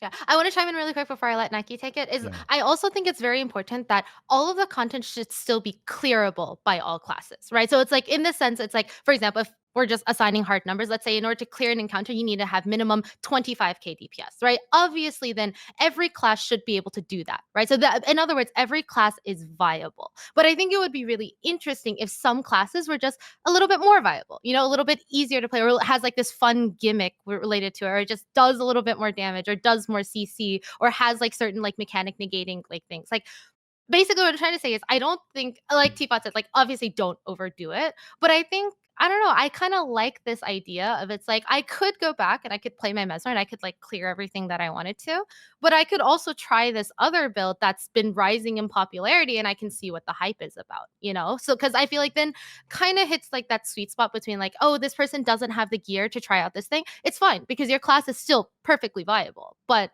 if you have that option, if you have that time to spare, if you have that gold to spare, why not? So Yeah, like Anyways, nobody back to- was really playing Ellie in raids for years, right? Mhm. And now, because Tempest is so good, finally people are playing Ellie again. Mm. And even if like Tempest gets nerfed a little bit, some people will now be like, hey, I like this class. I should keep playing this. This is kind of fun, right? Same like Spellbreaker. Like nobody was playing Spellbreaker. Then Hammer SPB got like really good for and then like it went a back little to bit. no one playing it. Yeah, 'Cause kind of true it actually. got- Actually, Spellbreaker was like a yeah. huge victim of power creep. It got out power It just prep got for sure. surpassed, right? yeah. Yeah. Like for a while, like Mm. when the top DPS builds were like 41k and Spellbreaker was doing 40k on Hammer, you were like, okay, Hammer Spellbreaker is the shit because it's got like insane built-in defensive capability, good CC, perma stab, and it only, it's like 1k below like the top stuff. It's great, but then the ceiling got raised on a bunch of other builds. And now Spellbreaker is, 5 or 6k below the top builds. And you're like, if I play this, I'm just going to get shit on by like random pucks. Like, it's just not a fun feeling when that happens to your build. But so, I saw like a Ceres log where like the quickness heralds were top DPS, and I was like, okay, Hell maybe yeah. a little bit Candy too much. birthday. Hell Maybe a yeah. Let's go. That's how it Yeah. should be. I think one thing is important to consider is like the sort of average player plays the same build in everything they do. The same build they raid with is the build they play strikes on and is the build they do in fractals, and they are going to gravitate to whatever, not necessarily the best build is, but whatever The most build universally allows good, them. yeah. Which is why Virtuoso has such a huge play Yeah. rate, because they can just play it everywhere and not have to like really struggle with it super bad. And definitely, I think that's a big consideration. So like success sort of breeds success in that regard, whereas it might not even be more than 1% better, but it just has this perception that it's universally good everywhere. So people that want the path of least resistance will just flock to it. Yeah. I also think that a lot of things that change play rate is also just playability. Like if you've got, I think something that plagues quite a lot of builds is like, oh yeah, this build's got like 7 different forced movement abilities. Like, yeah, nobody's playing that, right? Like that's not going to be good. And that's one of the issues that Mirage actually has, to be honest. And I think one of the reasons why they nerfed Mirage actually was to improve playability in the same way that Nike was talking about here, because like Mirage was like, oh yeah, it's absolutely insanely broken, busted on these bosses that where a confusion is good, and like on the other bosses it's like, okay, it's whatever. And yeah, people don't want to play a build like that where it's like, oh yeah, I reload to my Mirage for like these 3 bosses, right? Like that's not really what people want, I think. And so looking at playability, I think, is almost more important than balance. Like I think if you look at some of the builds that have low play rates, it's not even because they're bad, it's because their playability is quite low. And that's not even about difficulty necessarily, it's more about like practicality. Like, and I think there's a subtle distinction there. Like those two things have some overlap, but some builds are just like very, very impractical in like real encounters, right? They just don't really make a lot of sense. with like how they actually end up playing out. I think one of these really big ones was Berserker, right? And a lot of issues with Berserker have actually been resolved, I feel like. But kind of when they changed Berserker and made it like really, really strong, it was like, oh, I dropped out of Berserk because I did my rotation wrong, and like, okay, I'm useless now. Nice. That feels good. That feels really good. Everyone's going to want to play this class. And I think those are like the really key issues that need to be resolved, is like making sure that there is a build. I think this is something really important that Emmy said. It's like not every build has to be like, really practical and really easy and really universally good. But I think you kind of need to have an option for every profession, right? That has something like that that's like very highly usable, very playable, I think. Because otherwise nobody's playing that shit, right? Like that's just the way it's gonna be, right? That's why they got to with this stuff. buff staff Daredevil to make the thieves happy. Yeah. It's the simplest, easiest to play build. Yeah. It should be pumping. Yeah, Yes. I think I'll play again a little bit of devil's advocate here, because I do, for the record, I do completely agree. I think having accessible builds is very, very important, right? There's like a whole website with like accessible builds now and stuff. But I do also think a lot of the fun, at least for me personally in this game, is finding those unique kind of niche builds that fulfill like a certain role. So like those that have spent time with me knows that I love like CC Mesmer, right? So like you just slap on a bunch of Mesmer runes, paralyzation sigil, you have like all of like the traits that give you like CC and all that kind of stuff. And then you go into an encounter and you can basically solo CC every single bar. So that's like really insane for fights like Samurag or Aetherblade Hideout, like CM and normal, that kind of stuff. And actually, I guess kind of tying it back to the whole spear thing right now, if anyone wants to try it, CC on Spear 4 on Thief is pretty insane. I think it might actually beat out my Mesmer, which makes me a little bit sad. But I don't know. I feel like having interesting interactions like that kind of does feed into that, a bit more of that like sandboxy nature of Gilrasu. Right? Like another example is like, to be fair, this is kind of old news now, but with like Firebrand back in the day, right? Where you could like dodge on your heal. I know a lot of people actually like that a lot. It was like very flavorful, right? So it's like having stuff like that, I think, is also really important. I do hope that they don't completely standardize everything, where those little like unique little like special snowflake builds are now like obsolete. So Yeah, I feel like it's not necessarily mutually exclusive though. And like, now we're really yeah, like yeah. I mean, I hope not. I think you can definitely have both, right? I think that there's always, because of the way that the build system works, and I think just because of the way that RPGs work in general, there's always gonna be like, oh yeah, okay, if I want to optimize for this encounter, I'm going to take this exact setup, right? I'm going to have this kind of crazy setup there as well that's going to work really, really well here. I feel like that's somewhere where relics can also be cool. It's like, oh yeah, I want to use this relic for this boss, right? In particular, because there's like something different about it that I can customize my build because of this relic. But yeah, no, I definitely agree with you. You definitely want to have room. You don't want to have like a universal build where you never change anything. Like that's not fun. That's not really enjoyable whatsoever. Like you always want to have like different options that you can use that are going to work differently on like different encounters and so on. But yeah, I mean, spears are pretty good, Spears pretty good. I'm pretty sure all the spears have no auto attack chains. They just have the one simple auto attack. Am I correct in that? I think everyone I've played is just an auto attack. Is there an exception to that? I mean, the Thief are kind of like chains you go through. NG has you never a need chain? to the auto attack chain. Okay, yeah, I haven't played NG Thief or Ranger. Okay. Yeah. I've dodged. Oh yeah, all the Necro ones does. with- Yeah, Necro does Okay. actually. It has like, it's a bit like the Greatsword. It's got like a chill on the auto attack chain at the end. Well, okay, they should fix those to not have a chain. 'cause Oh, dude, it's just I the way like they're it. designed. Oh, I kind of like auto attack chains though. Yeah, except the Guardian one. We've got the loot stick back. Yo, it's time. Kind of like an auto attack chain. But I guess it is a little bit, Peepo unfriendly to an extent, because they get punished by the auto attack chain. Can I also just say that some of the spear auto attacks changing when you're melee versus range, like holy Very the cool. technology. Yes. Like it's not even like whether or not it's good or not. That's just like, wow, this Oh, technology that can dynamically change based on your target's Wow. position. Wow. So yeah. Yeah, I'm the like weird literally thing about that though is that it feels kind of bad if your spear doesn't do that.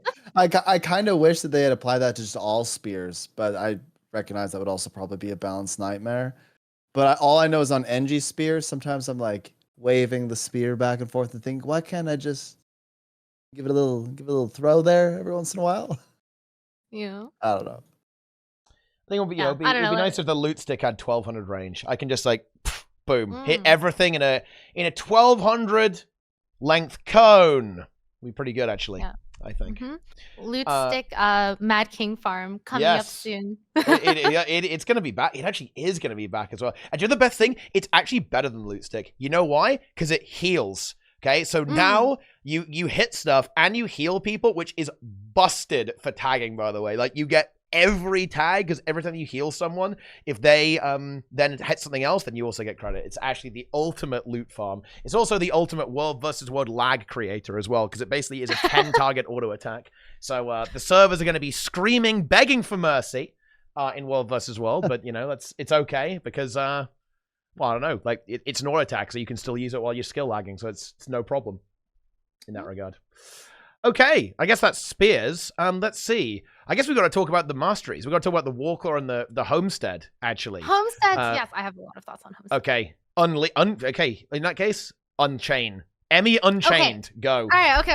I've got like a couple topics for this. So first things first is that I think the implementation of designing your homestead is incredible. I think it very much shows that they hired someone that had worked on these sorts of like customizable systems before in other games. It shows in this game, right? Like being able to like very precisely rotate things, scale things, being able to lock it so that it rotates by 45 degrees, being able to import like your last like use like sizing and all that kind of stuff.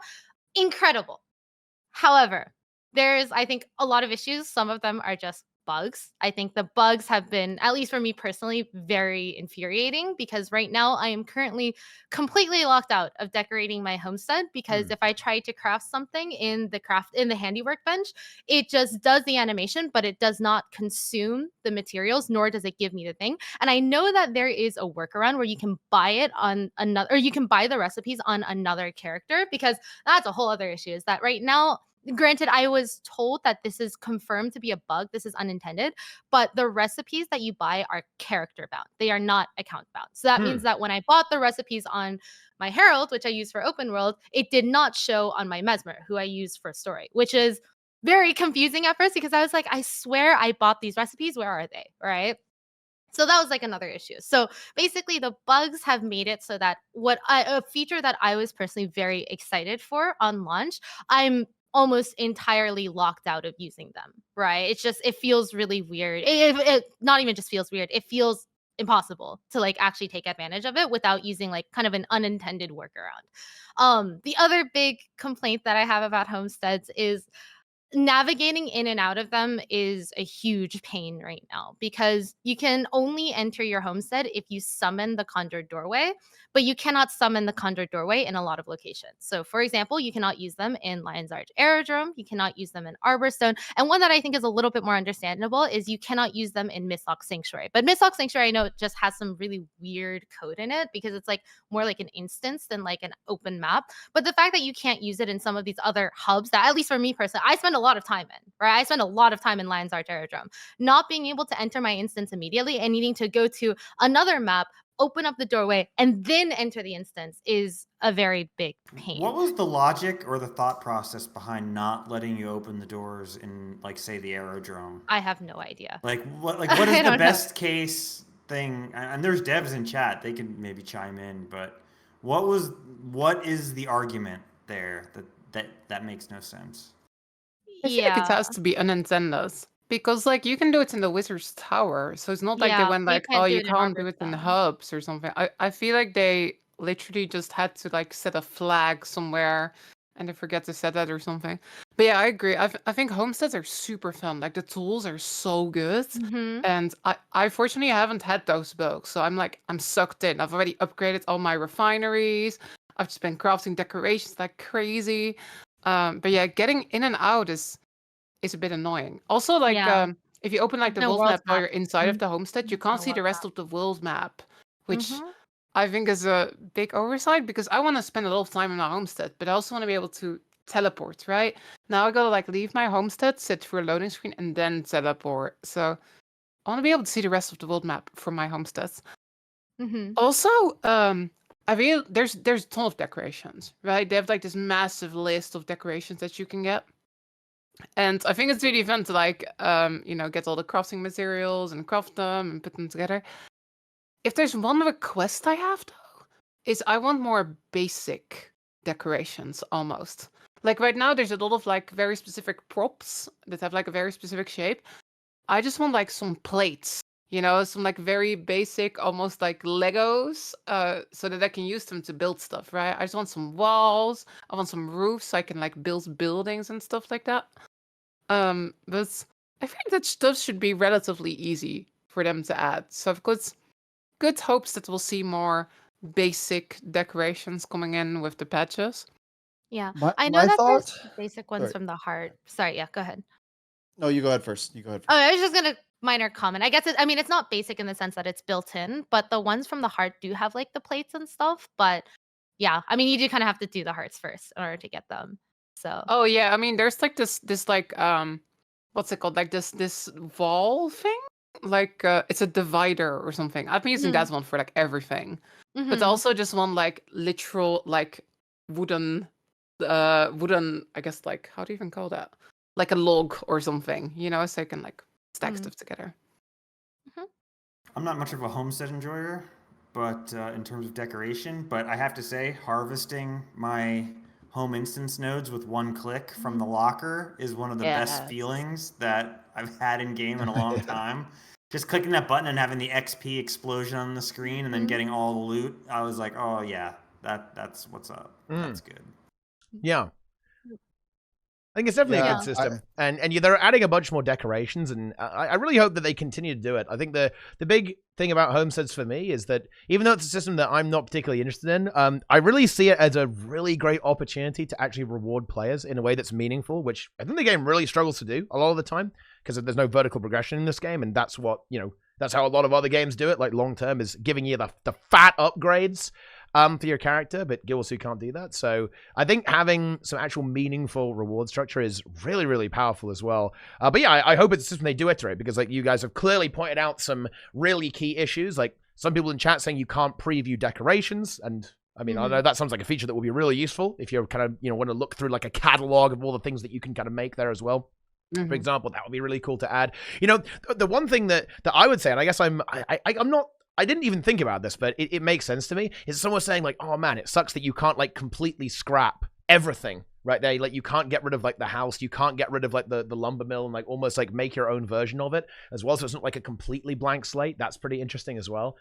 There's definitely some iteration and improvements of the system that definitely would be good. And yeah, it sounds like that some of these bugs are really, really not good as well. So hopefully they get those fixed up pretty quickly too. I think one thing people are going to be surprised about actually is how expensive it's going to be actually, because oh boy, woof, yeah, it's going to be rough, and maybe of course prices will go down. They might make some tweaks to the economy and so on to help out with that. But I don't know, am I crazy on this? It feels like making stuff in the homestead is going to be like mega expensive, like a giga gold sink. That It is, again, for sure. yeah, I don't know. What do you guys think about that? Like, is that a concern here? I have a few comments on Homesteads. One, my impression of Homesteads is that it is a massive system that they've barely scratched the surface for. It seems like some things are, I don't want to say like incomplete, because that sort of insinuates that they release an unfinished product, but it's just such a big thing, and it affects so many different aspects of the game that there's no way it's ever going to be like fully complete in a sense. Like they can always add upon what they've already released. So right now it seems like there's kind of a few things they're kind of figuring out, and they'll add more and more and more to it. With regards to Gold Sync, I think it's the most massive gold sync the game has ever seen. And I think it's quite intentional that they've done this sort of weekly thing with you buy like certain resources and it's weekly, because then they can adjust the prices weekly if they so choose. So every week people can, like, it could refresh on a Tuesday or whatever, and people can go, oh, like this is like the new cost. And that allows them to put, maybe even someday they can put like different items in there depending on what it is. Maybe they can add a new thing where there's like a bigger black market for stuff. You see that there's so much they can do to affect the economy with Homestead. It's actually wild. And then they can revitalize as much old content as they want by just putting like a decoration somewhere. Now suddenly everyone's at Shadow Behemoth trying to get like the eye of the Shadow Behemoth or something. So I think it's quite exciting to think about all the possibilities with Homesteads. It's actually the one thing I have barely touched, and I think it's because it's so time gated. If I'm gonna complain about it all, I suppose I would say I was a little bit disappointed by that. Like it is fairly time gated with different resources and things. and so I just find myself not as drawn to it. I think in a few weeks, and maybe this was intentional though, I think in a few weeks you're going to see the economy change quite dramatically, because suddenly everyone's going to have moved on from achievements and stuff to the homestead. That's going to be like the one final thing for them to do. Yeah, I think this is a really, really important point. Is I feel like Heart of Thorns and Path of Fire to me were really game-changing expansions, right? Like literal game-changing in the sense that they added mechanics that you could re-experience old content with a new lens, right? So for example, with Heart of Thorns, obviously you got gliding, right? Gliding completely changed the way that you would navigate the core maps. And then you had mounts, right? Mounts completely changed the way that you interacted with like the old Heart of Thorns maps or the core maps or like that kind of stuff, right? I feel like one of the things that was very lacking for me with like EOD and Soto is that they didn't have these like expansion, like gameplay changing mechanics, right? It's like you had the masteries, but the masteries were very much isolated within those certain maps.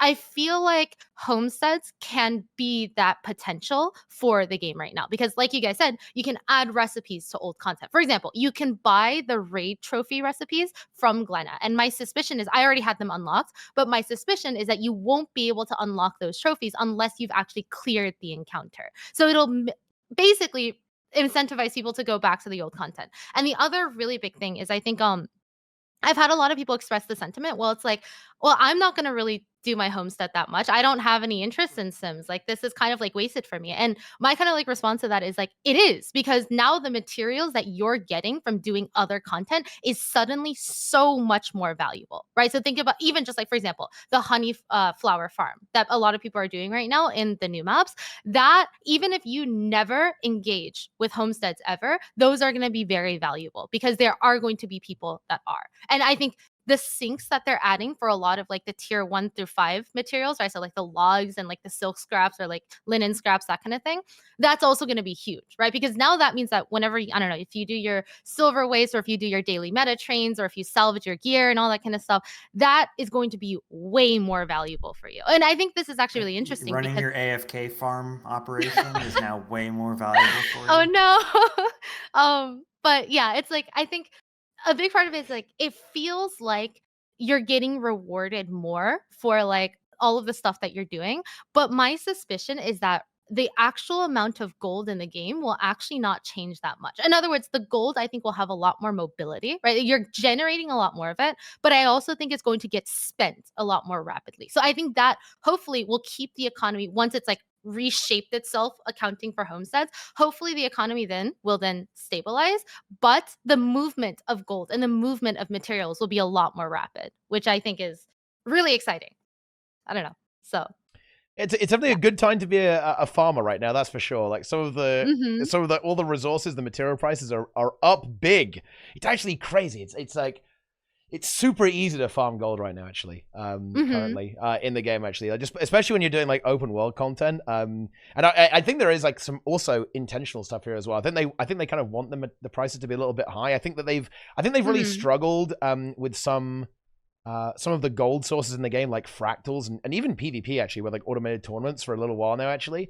And now that basically gold is getting less valuable because prices are higher, like that stuff kind of like automatically balances itself out in a way because of like some of the changes to the economy. So it's pretty interesting stuff, actually, with how the game is going. I think they were really tactical with how they set up all of the reward structures and all of the like economy stuff with the homestead as well to like keep it in a healthy state, right? It is very interesting, and I think it's a great point about older content too, because this is something that is a bit of a Guild Wars 2 problem. Like it's funny, like if you think about like, let's say, the economy in World of Warcraft, right? Like if they kind of fuck it up, it doesn't matter because it just gets reset every expansion anyway. Like all the materials just don't exist anymore really, and you have to go farm all the new stuff. With Guild Wars 2, they have to make sure that, that ecto market, it kind of has to still be good forever, right? Same thing with like tier 6 materials and so on.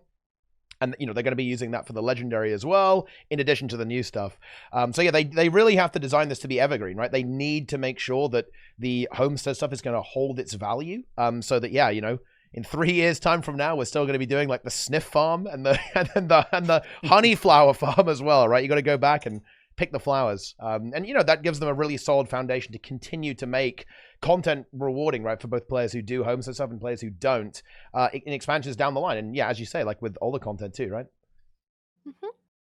Yeah, I Yes. remember being a little bit like kind of weirded out because I remember Soto released a lot of new ways to generate gold. I think that was like a really big point that I had is that, for example, the Wizard's Vault, right? You're literally printing money, right? Like liquid raw gold. And then on top of that, they added all of like the gobblers, right? Where you could like turn previously account bound materials where people just deleted them, right? And then now they're actually generating gold. So that was a lot of gold that was entering into the game without really that much way of them exiting, right? So like, for example, in End of Dragons, you had the Generation 3 weapons, right? With all of their variants. And that acted as a major gold sink. But Soda didn't really have that. You had like the obsidian armor, but a lot of the obsidian armor had materials that were account bound, right? So namely the essences. So like in terms of the actual sink, there wasn't too many, especially considering a lot of people already had legendary armor from Wolver's World, PvP, the raid armor, and all that kind of stuff. So I'm really glad that they're adding this because I feel like I don't know, I've like talked about it before, but I think a lot of players don't realize that there's actually not a lot of raw wallet gold that actually enters into the game at any one point because the vast majority of value that you get in the game comes from materials, right? And the only way to get gold value out of materials is then through the trading post, unless of course you do player trade stuff, in which then a 15% tax is taken out. So that means in terms of the actual wallet currency in the game, it's relatively stable compared to, for example, the material value that enters the game. But again, Soto introduced a lot of ways to get actual wallet gold because when you did the gobblers, it gave you junk. And junk can then be sold for gold. And you also got it from the Wizard's Vault. So anyways, just some shower thoughts about like I think the economy side of stuff. Yeah. It feels similar to like what they try to do with research notes, right? Mm, Like have yeah. like an actual sink, make sure that all these old materials have some value somehow. But this is a much more fun one. Like I Yeah. was trying to like cap out on my homestead materials, and I used like so many materials I didn't even know existed. These are like in my bank somewhere, and I was like, I guess that's an item. I'm trading it now for like fibers or something. But yeah, it's nice. I'm very interested to see how it plays out long term. It's gonna play So out with far, some it's really swiping. fun. Probably. swiping. They're probably gonna make a lot of gold money. They're gonna The make whales big and the money. pay pigs fighting it Yeah. out to see who be financially dominated by ArenaNet. Ooh. Mm-hmm. Yeah, and look, this is the kind of thing that I really expect. I don't think Homesteads ever in doubt that they were going to be a good system. I don't think so. This is definitely like one of the areas where ArenaNet shine, right? They're really good at this stuff, and they did a great job with it. It's a fantastic system. It's one of the, If it worked, I want to use If it it, but I worked. can't use it. Yeah. Ah. Yeah, I think, oh man, I really wish you could take the squad there. And I think one of their concerns that is probably, Yeah. you know the thing, I wonder if they could code this, because I have a bit of a suspicion that they don't want you taking an entire squad in there to harvest the nodes. Like, that actually might be a concern to them, right? Because because you can do it with a party, obviously, like 5 people, you know, in your home instance, you go and like feed them your home instance. But man, like, what if you could actually feed 50 people your home instance, like full home instance? Like, that actually starts to get a bit more relevant. They might have had concerns around that. It might have been a tech limitation as well. Maybe they didn't want like 50 people decorating, but you could just disable that in a squad as well. I don't know. Yeah, I wish you could take the whole gang in there, but I guess maybe they were also concerned with overlap with the guild hall, and they kind of, I love that they backported the systems to the guild hall. Actually, that's going to be so cool, especially when it comes to like stuff like making like arenas and beetle racing and stuff. That's going to be really insane what people are going to be able to make with that system in the guild hall as well. But yeah, I do wish you could take the squad in to the home instance, because it feels a little bit bad, especially because it uses like the scuffed ass party system for the home instance too, which is a bit, it's a bit cursed, let's be honest. Compared to the squad system. Yeah, okay. I actually have a complaint about that as well. You cannot enter or make a squad while you're inside of your instance. It's the same thing like in your home instances and stuff right now. And I think this is actually where I think the line gets really fuzzy, because this isn't quite an instance, because you don't need an instance owner to open it for you, right? People can just right click and then join on you. However, a lot of the instance related things don't work. So TP to friend does not work. You cannot join a squad. You cannot make a squad. And I've lost multiple times where I'm like decorating and then I like, see an LFG pop up for like a strike mission or something that I want to do, and it's at 8 out of 10. By the time I've left my home instance, that party's filled. Yeah, I can't join it anymore. That's actually rough. And then I'm like, okay, I may as well go back into my homestead again, and then I have to sit through a second loading screen to go back to where I was doing before. So that It's like I was like Mm, complaining about it yeah. a lot. It's like I think the actual homestead themselves are incredible, and I really, really love what they symbolize in the game. But entering and leaving them is such a pain in the butt. Install Also, the what's a DLL. It's what's time. that? I've never heard of such a thing before. Is this a Oh. technology that leverages systems that it's not supposed to use? Ceres.dll. Ah, really? Saros.dll can get multiple What? DLLs. Yeah. Yep. Emmy One uses Saros.dll confirmed. And- Really? and fastload.dll. That's shocking. Shocking there's two news. versions. One of them has special features, which Emmy probably uses as well. Why are you guys exposing me? Excuse me? No way. That's crazy. What if there was a Reddit mod using teleport hacks? I don't know. Just saying. Could happen. That could be. Do not but- break the TOS, dear viewer. Do not do it. No, don't This do is that, a- guys. This is a TOS friendly stream. That's what this is. No one Yes. would ever do What that. if you TOS. ran a website that wasn't TOS friendly? Yeah, what? Okay. All right. Oh boy. Okay. All right. Let's move on. Let's get back to homesteads here. I think we've got over a lot of the key points there. I kind of want to bring Sneb in there. Sneb's been resolute in the corner, just listening, observing. Resolute. Yeah, I would say so. Do you have any additional thoughts on homesteads?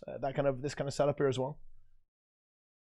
I think again, I don't have. It's funny because I have a lot of opinions about Janthir Wilds in general, but homesteads I have very little because it's something that I just haven't engaged with very much. Because I basically went there and I was like, oh, there's like. It's really expensive. I kind of like slammed the door back again and walked out. Like I'll be back here later to take care of business. This is a bit of a fixer upper, and I'm gonna have to, become financially sound before I really take on this project. So I've been focusing elsewhere right now. I think maybe there's a little bit of critique there. Maybe it's that by the time you got to it in the story, it doesn't feel like you can do very much because there's these time gates and stuff. But I think the system will get better and better and better, and it will become more refined as we go. And I'm overthinking it, but I actually think the time gate thing is like a weird psychological problem for me. I look at it and I go, well, I don't want to make the wrong thing because then I can't That's make anything understandable. for a week. Like, what am I gonna do? Like, if I make a chair but I forget to make the table, there's just got a chair there. You need the table. And so I don't know. I feel like I'm not as free as I thought I was going to be. I thought that it was going to be like, look, if you want to swipe we will let you become the whale lord of your life, and you will be able to buy whatever you want for your house. But it turns out that no, you're kind of locked behind these other systems, and as a result, I don't really feel like I have the same maybe freedom of expression in my homestead that I thought I would, but I still think it's a great system. Yeah, technically, actually, I think there's a black market. It's literally called a black market in the tab where you can buy it for gold. But I think it's You can swipe a mega it's for that. significantly more expensive. I think. It's basically. I think I remember doing the math. It's like nearly 10 times as expensive. It's something like 24 silver for a single one, whereas a lot of the materials only add up to like maybe about 3 to 4 silver for like if you're to trade it for one. So it is You're totally much right more about that. expensive. So If you upgrade your refineries, it does get a little better. Like I That's fully true. upgraded all of them, and then I just got like all the stuff I can get this week. I was like, I just want to get as many materials as possible, mhm. and it's a lot. Like I have not managed to run out of the time gated stuff. So, like Yeah, the time that's gates, they look pretty scary when you first get in there, but if you get the upgrades, it's pretty generous. You can craft a lot of stuff each week. For Yeah, sure. if Like I anything, said, I think it's a psychological problem. Yeah, I was Yeah. gonna Mhm. if anything, I think it's the perception of it, right? It's always like Yeah. it always comes back to the perception versus the reality. It's like you just even tell people that there's a time gate, and I think that turns off a lot of people. So, but Yeah, for sure. for me, I wish I could be time gated. I can't craft anything. I made my raid wall, and Despair. then now I'm just stuck. I'm actually so despair. It is actually despair. Okay. I think that'll do it on homesteads. I guess we can talk about the Warclaw briefly. There's not a crazy amount to say about this. I mean, it's okay. I have a crazy amount to say about it. Oh, really? Okay, go. Yes. Activate. It's Lara so activation. It's so good. It's like the best mount in the game. I love it. Straight Wow. up. Like first thing I did was level up my Warclaw. I know I probably should have gotten the XP one first, but I was like, no, I need the cat. I need the kitty. So I leveled it up to max. I got my Mount Energy Booster level 3, and I'm just bouncing, y'all. Like, I get into the map, I bounce from one place to the next. It's amazing. I love it so much. It's like way more fun to use than the sky skill.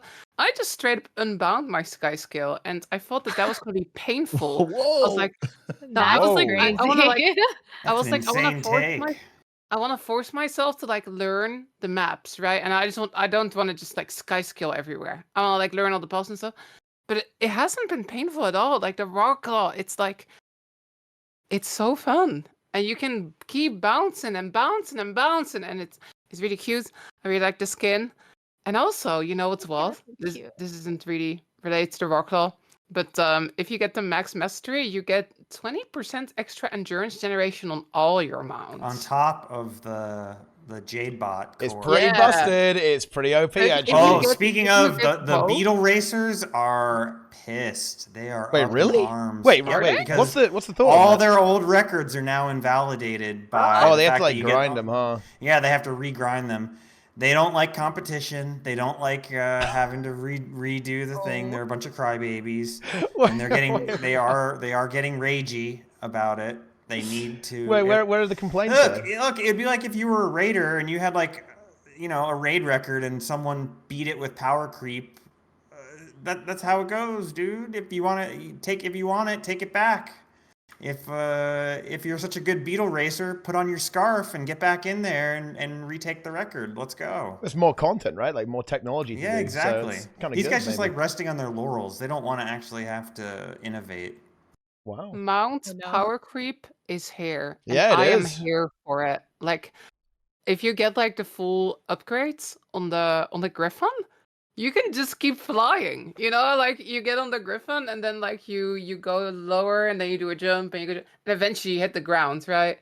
If he gets full upgrades on the Griffin, you can literally just indefinitely fly. Like you don't even hit the it's ground anymore. really It's so nice good. for zooming around. It's like so fun. very vertical maps. You don't lose height anymore. Exactly. It's really good. It's so good. Wow.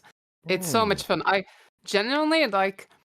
I guess the last new mount we got was the sky skill, right? That was in like season 4. the turtle. And then Turtle. oh, the turtle, of course. Oh my gosh, I can't Very, believe I forgot very about the turtle. memorable. Wow. I actually forgot about the turtle. The Warclaw is a better version of the Raptor, and it's like a hybrid between the Raptor, the Springer, and the Jackal, and it's like sort of better than all three of them. And really, I've found that you only need the Griffin, the Skyscale, and the Warclaw now to really traverse things efficiently. You don't need any of the others. I that's will. fine. Okay, I want to speak up on behalf of the turtle because I know a lot of people bash it and stuff, but the turtle I think fit a very different niche. For Yes. exploration, it doesn't do anything. But I run a lot of HP trains, right, in open world.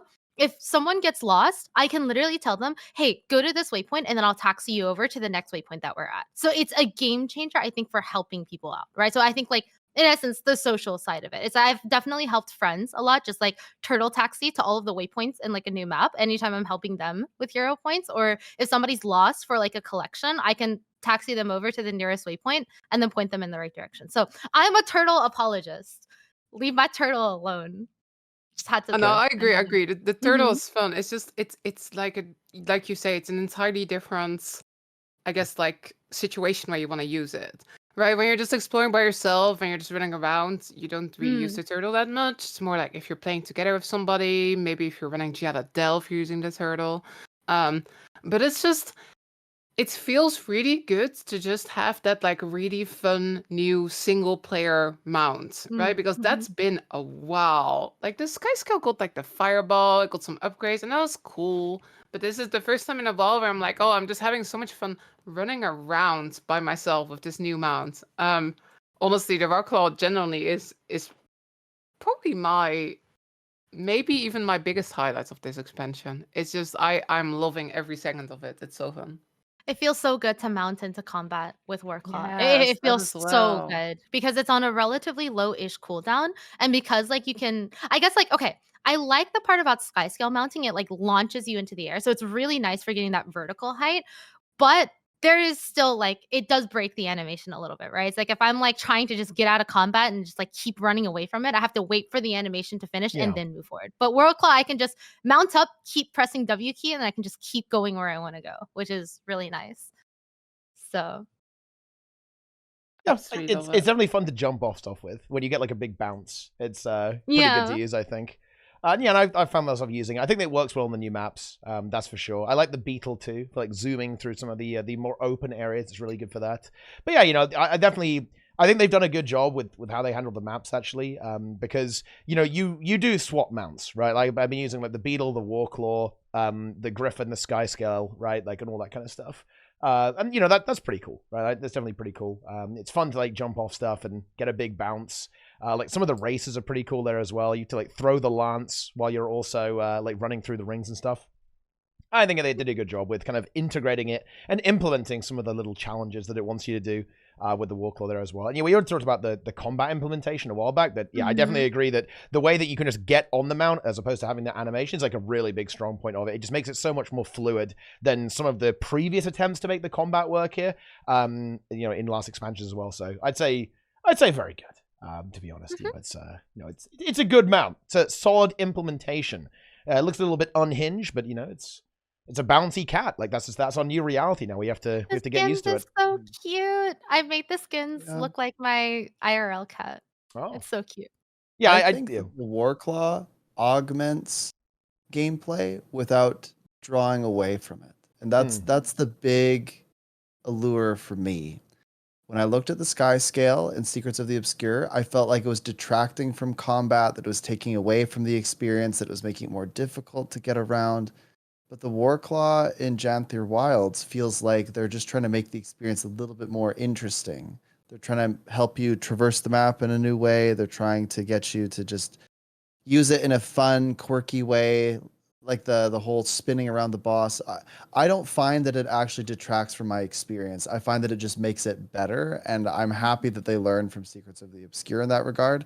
I do think that the entire expansion is inspired by Winnie the Pooh, however, because look, I've conspiracy theory. Bears, Okay. honey, lots of honey, cat that bounces. Mm. I'm just saying. Mm-hmm. I think the whole expansion is just Winnie the Pooh. Mm-hmm. Not to entirely derail, but if we're talking conspiracy theories, Ooh. I am so intrigued by the story. Like there's like mysteries going on. Like why is all of this happening? I don't want to talk spoilers, but I have like a big conspiracy theory about who I think is causing all the things that happen in this expansion. And as like a lore nerd, it's a fun one. As a lore nerd, it's really fun to like kind of also like the collections, they all have like a bunch of like info in there. Like there was the collection about the White Mantle with lots of like hints and stuff. I am so into the conspiracy theories right now. Just imagining what's going on. I really hope they manage to pay off on it. I really hope they manage to pay off on all of it because right now I'm really excited. Yeah, I think this is a good. I think that's a good segue. Good job, alert. Lara. Nice. Yeah. Spoilers Yeah. I'm alert, not everybody. a derail. I'm Yeah. a re-rail. Yeah. Very nice. Yeah. Do you want to talk about the story a bit, Sneb? You want to go on that or what? Look, I'm not a huge lore guy. The only story that I like kind of semi-followed was End of Dragons, because there was a lot of gameplay mixed into the story, and I found that really engaging. And so I was able to understand what was going on because I was like living it and playing it. It seems like in Janthir Wilds, they took a step back and they're like, what if we made this even more Telltale-like? And so there's way less gameplay and way more just kind of sitting back and people talking to you. I'm not going to lie. I was zooming. I couldn't do it. I was like, let me out of the chair. Why am I on the podium still? And I kept thinking, like, Dark Sneb, is there a way I could just like kill the council and take over? Like, let me take over. We're just gonna I don't want to vote. I am the dictator now. We're just gonna do what I say. because this is taking way too long. But yeah, I had friends, in all seriousness, that they were like, "Oh man, I'm so excited to get into Janthir Wilds," but they kept kind of having to. They had like work or whatever, so they kept having to kind of leave and come back, and they could never get through. The story took them like hours to get through because of that, because they'd like leave, and then there'd be another dialogue, and so I think. From the perspective of somebody who isn't really into the story that much, the story has very little gameplay, and so it's really hard to stay engaged until the end. Then I felt like the end instance, I felt like I had quite a bit of gameplay, and that was kind of fun or whatever. But oh boy, like the first half, I was like, holy, like this is so much reading. But I will say that that's probably awesome for the story people. And so story people, I'm proud of you. I jumped back and forth on tables for like an hour and a half, and I got through it, and it was good. But I'm glad that you will listen to every word. Yeah.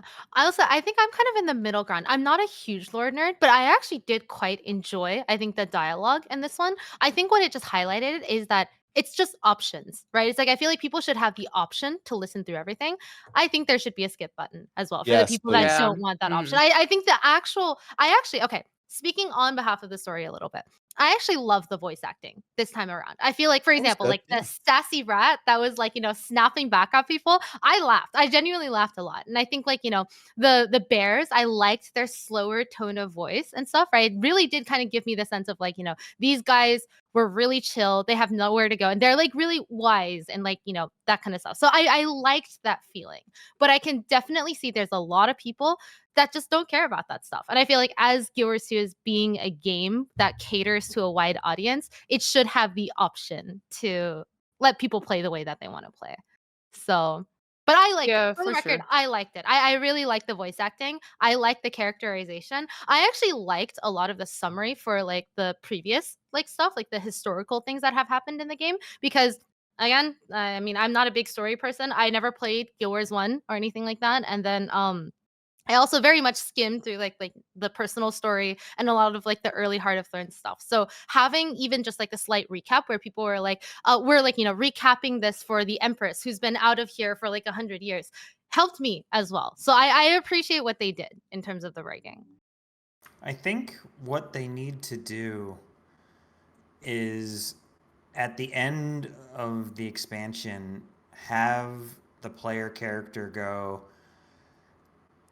politics and dealing with all the different factions and nations and races was really problematic for me, and like, so I just want to go off on my own and adventure on my own.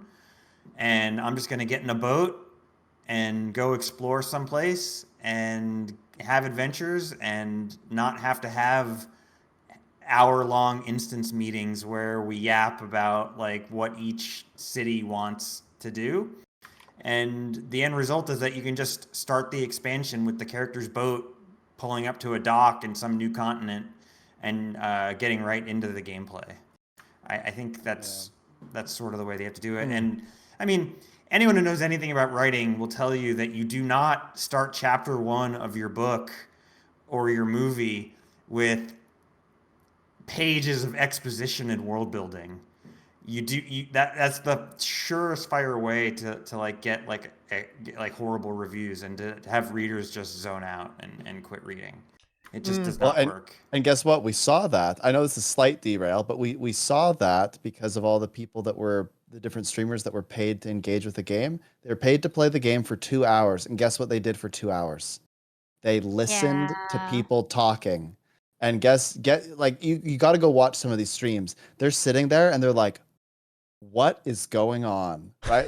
Like some of them did not even make it to the map. They didn't, like, they spent 2 hours listening to the dialogue. And look, story people, I really appreciate the dialogue. I think it was really well done. I think the bears sounded cool. I'm glad that that's in the game, even if it's not my cup of tea. But boy, is that a weird look when you pay all these people to play the game and they're literally not playing it. They are listening to it. It becomes an audio book instead. And so I think it's just it was a weird way to start out, even if it was like pretty good. I think it's going to turn a few people off. The easiest way, like everyone said, is just add a skip button and then you're done. Good. Yeah. I will say, I think. Oh, sorry. Oh, yeah. I'll say this right, and then I'll Yeah, let yeah, you you go. go. You go. Yeah, I was gonna say, I feel like, so again, I'm a little bit more on the side of, I actually didn't mind. I actually quite liked the initial meeting and everything. I think the fact that the streamers, and for the record, I completely agree with you on this. I think that was more of an organization thing, right? Like, honestly, big kudos to ArenaNet for even doing sponsorships and doing marketing. It's been leagues ahead of like where the marketing used to be. But I mean, maybe like a little bit of like a self-expose. I know that they have the technology to like get people set up with like, legendary gear and like, just have accounts spawn in with like all of that stuff geared out with like the story and the masteries all done. So it really makes me think, well, I know that they have this technology. Why didn't they do that for the streamers? Right? It's like the joy of Guild Wars, so I think for a lot of people is genuine, that feeling of like exploring this open world. I don't think there's a single other MMO in the entire world that does open world like Guild Wars 2, right? That's a major strong point of it. Having the dynamic events, having like the mount systems, having like the natural grouping up of players, and seeing just how active and full these maps are. That's what they want to be showcasing. So again, to me, this is like less of a story issue. This to me is more of a like, I think in the future, whenever they do sponsorships and like paid streams, they need to get these streamers set up with things the same way they do when they give people like early access to content. Like I know that they have the technology for this, so I just don't know why they didn't do it. I actually think it's both. I think doing that would be good, especially if you're recruiting like literal world's first raiders from WoW. Like, come on, like, do you really want them playing the story? I don't know about that one. So I definitely agree, and that's honestly an entire can of worms that we could get into on like how they can like represent the game. And yeah, they even kind of did this with the press, right? Like the gaming press, like had some kind of like almost like a guided tour, I think is what it looked like on we saw from Bloom what they were up to there as well. But I do actually think it is also the fact that the story needs a little bit of gameplay in it as well. This is actually a criticism I would have for the side stories as well. I actually don't mind long prolonged bits of dialogue, right? I think that's, I mean, you're gonna have to have that in an MMO story, right? Like you need, the game needs to communicate to you like some important narrative events sometimes, but I think you do need to actually break it up. Like there are some parts of the story where you are literally listening to NPCs talk at you for like 20 minutes, no joke. Like in a row with essentially you as the player not doing much. And I'm aware, okay, that, yeah, sure. Like, does this happen in Final Fantasy? My understanding is that it does, okay? Listen, Yeah, I'm just going to say, guys, I would not play the story in Final Fantasy. I'm paying to skip that. Like, yeah, what would happen, right? Just because another game doesn't mean it's necessarily the best way to do it. I think that breaking up some of the story with gameplay, like, hey, you've got to go out and you've got to go do this hard. You've got to go out and you've got to do this event, or even better, you have like a little scripted sequence here as well. I think a really big highlight of this was actually the collection that we were kind of alluding to earlier. Like gameplay stuff is so important because there's an amazing collection. It is so funny. It is awesome. You go all over the world, like tracking down this. Like you can talk to animals, and you basically have to recruit criminals into your gang, and you've got to deal with like a frog who's like the muscle. He talks mad smack to you, right? You've got to get a crab together. You've got to find a shark, and it's an awesome mystery. There's like loads of little secrets that you have to figure out, like, oh, what does this one want me to do to, kind of talk to me and like get into the gang, right? How do we do that? But here's the thing. You get to the end, and like the ringleader gives a speech on how you're going to pull off this amazing heist to like rob Evan Nashblade, and then you don't do the heist. Right? Like, man, that sucks, right? Yeah. And don't get me wrong, I still really enjoyed it. That was actual, like, premium content. If you haven't done it, you should do it. Oh, but so good. It would be so much better if there was a little instance with a bit of scripting where you go and pull off the actual heist, right? And you actually go and do it as well. And that, to me, is what the story lacked.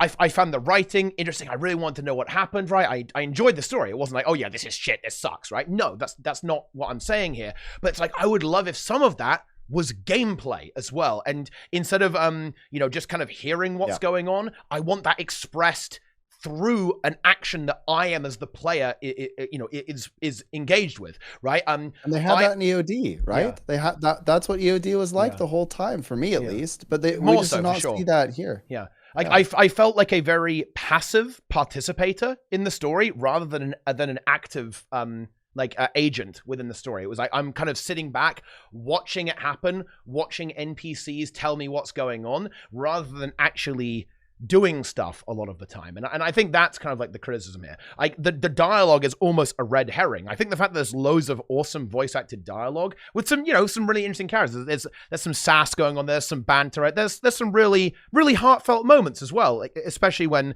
you're talking with Stoic Alder, right? In the story. Some really good stuff in terms of writing and narrative. And I completely agree with Lara, by the way. I love that it's kind of like, ooh, what's going on? It's a mystery, right? Like this moment, this cutscene where you first see where you see Greer like looming out of the fog. Oh my god, yes, it's so good actually.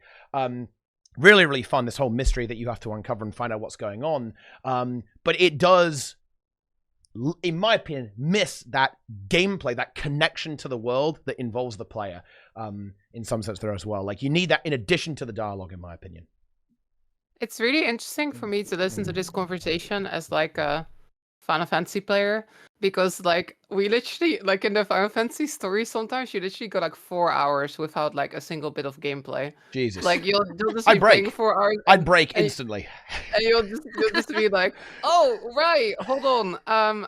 I forgot I'm supposed to also like touch my skills and stuff. The thing is though, again, as a story nerd, I'm kind of into that. Like, I want to know what's going on. I want that exposition and stuff, right? I love Final Fantasy story, but I do understand that is not everybody's thing, right? And in Final Fantasy, you can just skip that stuff. There's a cutscene, you can press skip the cutscene. There's dialogue, you can click through it super fast if you want to.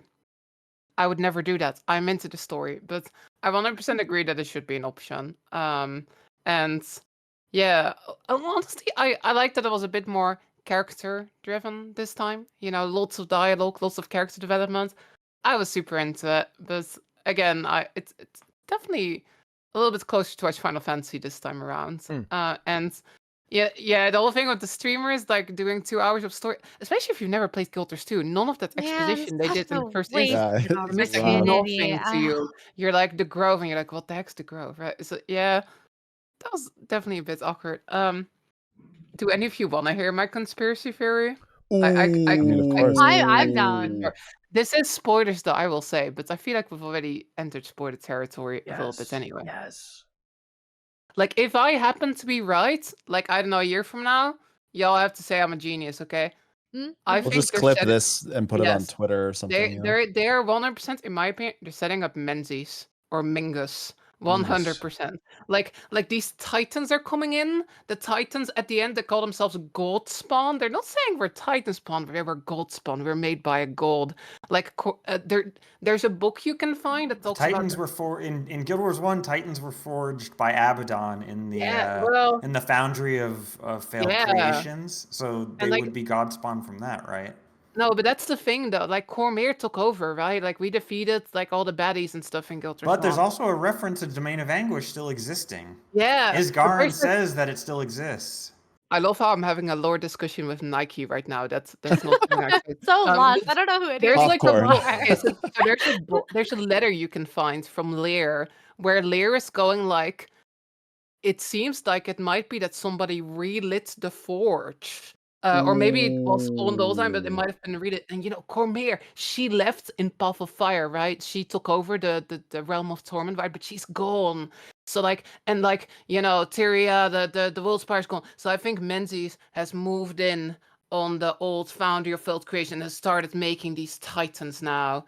And there's other hints too. Like there's a thing, there was a line in like in Soto where Lear was like having a memory where he was fighting like Menzies' shadow army, and it's Lear that's doing this thing, and like it's too perfect. It's way too perfect. It's gonna be freaking Menzies.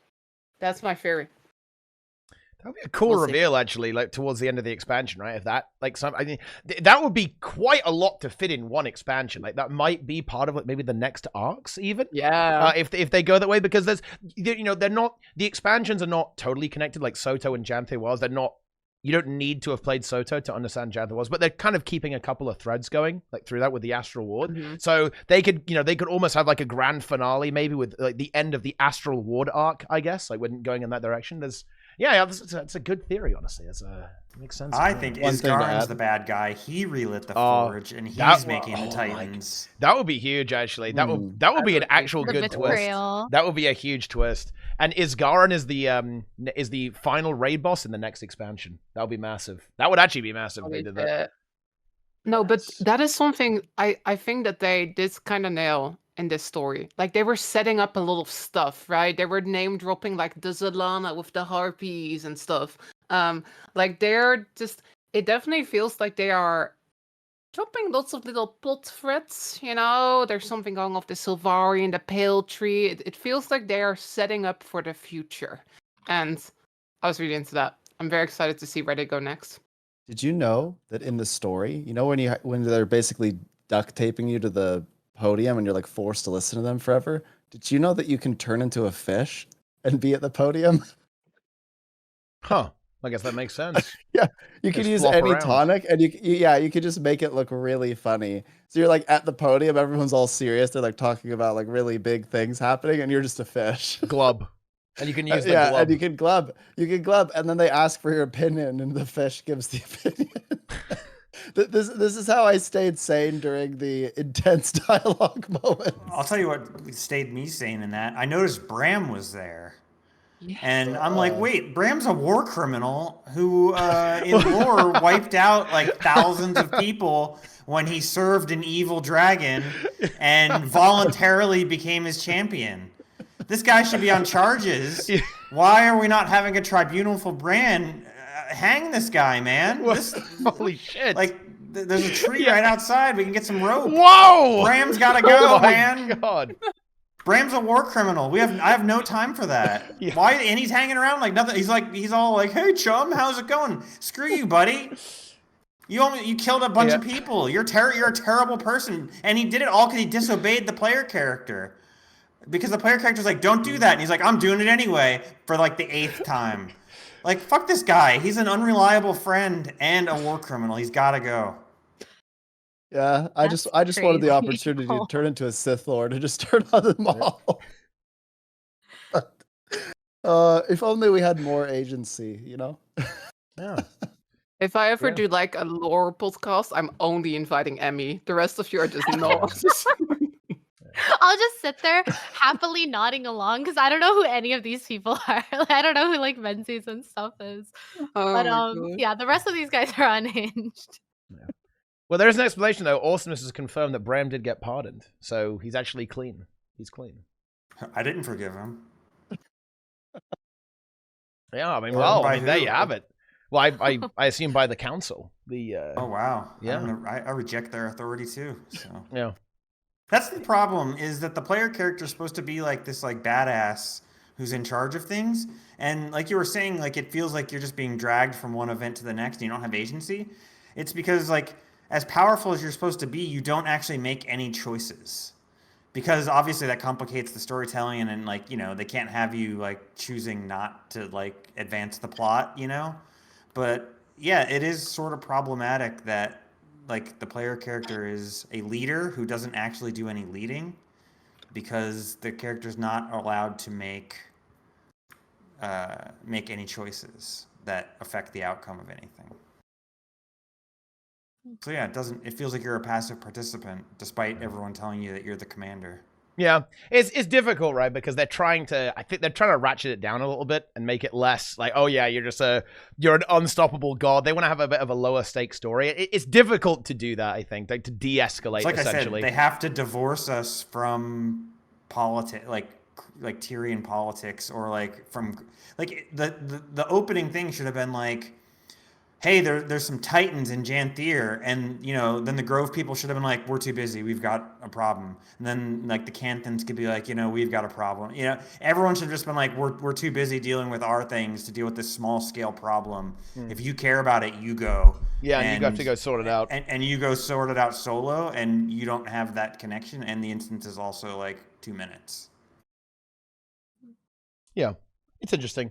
I'm definitely curious how they're going to link it all together. And, you know, this is kind of the last topic I wanted to talk about was kind of like the content pacing. But, you know, Soto had a pretty solid launch. People were pretty happy with the story. Janthir Wild's now the same.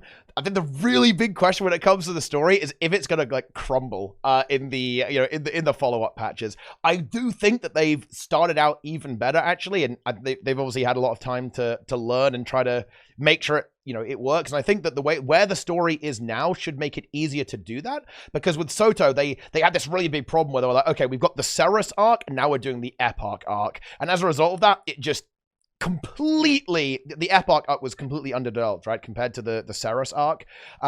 This time around, we haven't actually killed off the main villains yet. We've kind of hinted a third antagonist going on there as well, right at the end. Bit of a fake out, but okay, it is what it is. Like I thought, oh yeah, we're gonna get these Titans down, but well, unlucky, I guess. Better luck next time in that regard. But we've got that going on, so I think they're pretty well set up actually to follow through, but it is definitely something I have, a slight degree of anxiety about, because, yeah, Soto, the follow-up patches, history will not remember them super fondly, I think, and this is like a really key thing that ArenaNet need to really get right here, is they need to be able to deliver not only the launch story, but also continue that in a satisfying way through the follow-up patches and the quarterly updates.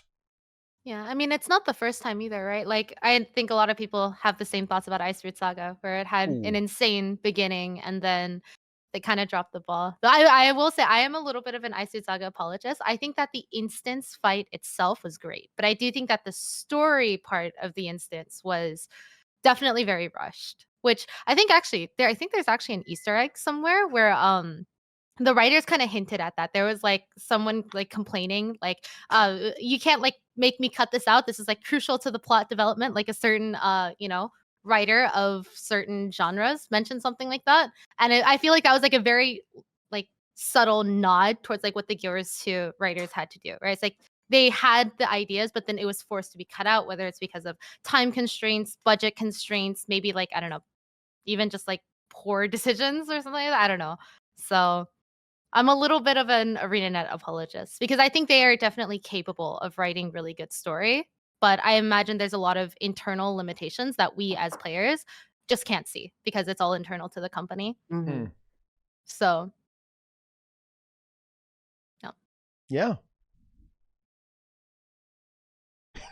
How about those Snargle books though that you guys found? Oh, Yeah. spearing, yes. A little bit of, how to use your Master spear. of the Spear.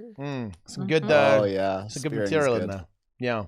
And you've also got like the bee movie thing going on there, like the Janthir bee, and also a bear, I believe. Coden situation going on there. Furries are eating good this X pack, I have to say. They are feasting. Yeah. Good. Like, It's good. I guess that's the story. I think, pretty decent start overall. And I guess like I think this is the final topic. I'm pretty sure I've gone over everything else. I wanted to talk kind of about both the, basically about the future, right? Like we've got this full roadmap.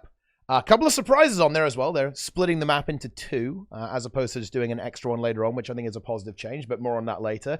And yeah, like we've got the raid coming up, we've got the convergence, got the fractal, watch out for that. And of course, like all the other stuff that's coming along there. So what are we thinking about the roadmap and kind of like where we're going into the future? I think a good segue off the story, which we were just kind of talking about there as well. Like what's thoughts on the roadmap? I have one major thought, which is that I think ArenaNet has been doing a really good job doing things that people said they would never do.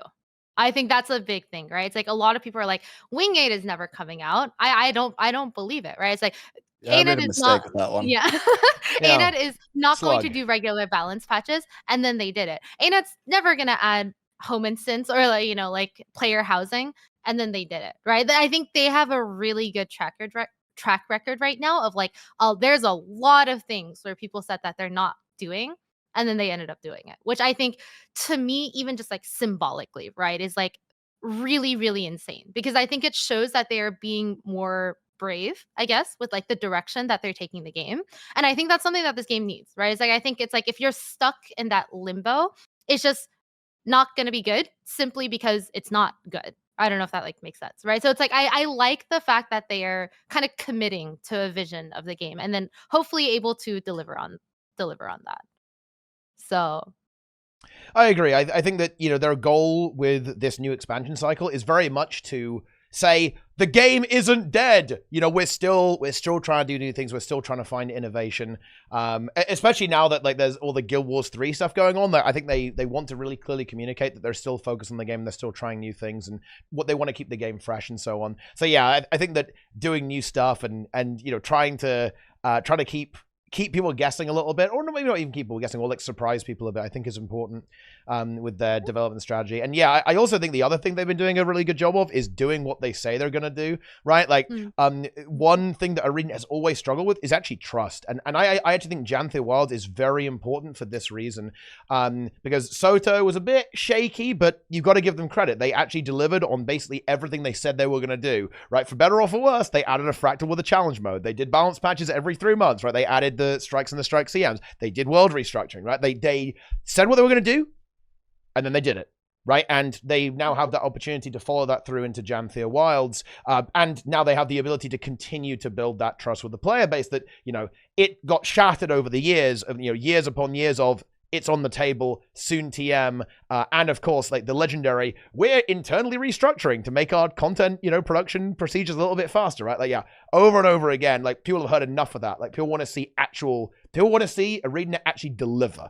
And yeah, they did that with Soto. They've got to step it up now and show that they can still deliver the Guild Wars 2 magic that people are looking for with the new model. I think one thing I can say is Soto, EOD and Soto, in a lot of ways, you could sort of see the lower budget and just that polish. Like say what you will about Path of Fire, the maps were so highly polished, and it had that, like, it just felt like a quality thing. And relative to that standard, Soto and EOD, you could feel that they were either like time crunched or budget crunched, or, you know, they were if there was a corner to be cut, they sort of did it. And I got the feeling with Janthir Wilds that there was a lot more polish put into it, and it just seems indicative of a higher budget. And I know they said that the Guild Wars 2 team is bigger than it's ever been, or something like that. And it makes me optimistic that if they can maintain the release cadences that they have set out in the roadmap and the yearly expansions, and it can also be this high of quality and this polished, then, you know, I'm optimistic about the future. If it had been another Soto level, I would have been sort of pessimistic, I would say, if like, you know, if the maps had been like New Kainang City, all of them, I would have just been like, okay, this is like definitely not good. So I'm very glad that I was pleasantly surprised by that. I think the plan, like, is pretty sound. Like, if you look at the roadmap, I think they've spaced out stuff pretty well.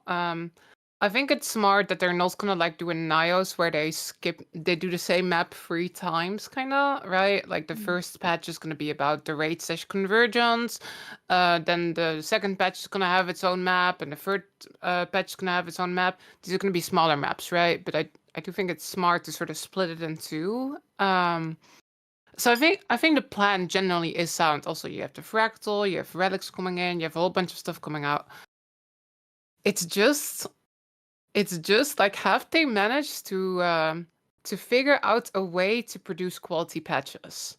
Because like with Soto, I think a big part of it was probably just that they were also deep in production on Janthir Wilds, right? So like it's difficult to like produce an expansion while simultaneously like pushing out these high quality patches, or that's what it seems like from our perspective, right? So can they? Again, I think the plan is good, but the big question is like, can they actually like nail that quality this time? Because I think if they do, I think if they manage to like keep up this standard of quality, then Janthir Wilds has got to be one of the better Guilds 2 expansions. Certainly in like a WoW, right? But yeah, it's really fingers crossed. I feel like it generally could go either way. I am hopeful. I'm an optimist, right? But we'll just have to see. We'll just have to see. Yeah, we absolutely will. I feel very similarly actually regarding like the overall quality of the expansion. It feels really weird to judge it. We're streamers, right? So people are always like, "Oh, how good is it? How good is it? How good is it?" It's like really hard for me to say that because, when I look at what the game is right now and I go like, "Oh wow, I really like the open world, so it's really good." But there's no raid, there's no converge, there's no fractal. But like all of that it will eventually happen, right? It's just not in the game right now. So it's kind of difficult to evaluate the expansion overall. But like if we're kind of imagining the scenario, like, okay, the raid comes out and it's got 3 really good bosses in it and they all have legendary mode, like, goddamn, that's kind of basically better than any Guild Wars 2 expansion ever in terms of instance content, if they actually deliver on that, especially if they do a Fractal 2 alongside that. I mean, the Fractal is probably the thing I'm the most worried about because hasn't been going super well last couple of Fractals, but they've got a lot of feedback, so there is that. They certainly know there's a problem, so hopefully they're able to address that in that regard. And yeah, if the raid is good, then Janthir Wilds is definitely going to be up there. Like, I've talked about this on stream.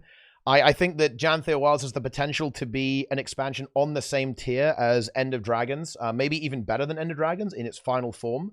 After all is said and done, everything's been added there, like all of the extra stuff that's kind of dropping into the game later on, new map, new raid convergences, fractal CM, all that kind of good stuff. But yeah, I'd like to think I'm feeling pretty optimistic, because otherwise what's the point, like, I'm not really in total despair, unlike Sneb, who is. I can see him just despairing over them in the corner. He's full doom. No, one thing that this is what I'm kind of thinking about right now. A lot of people have come into my chat and they've said things like, "Oh, what do you think about the expansion?" Other people are like, "Oh, it hasn't met my expectations." And I'm kind of thinking, well, what were your expectations? What did you expect? I paid $25. I played for over 50 hours and I barely touched the homestead, haven't gone into World versus World yet, and haven't tried 8 out of the 9 spears. So I feel like I've gotten pretty good value for my money, and not only that, but there's more updates coming over the course of the next 9 to 12 months, right? So I feel like I've had a great experience. I've had a blast running around. I think that the meta was fun.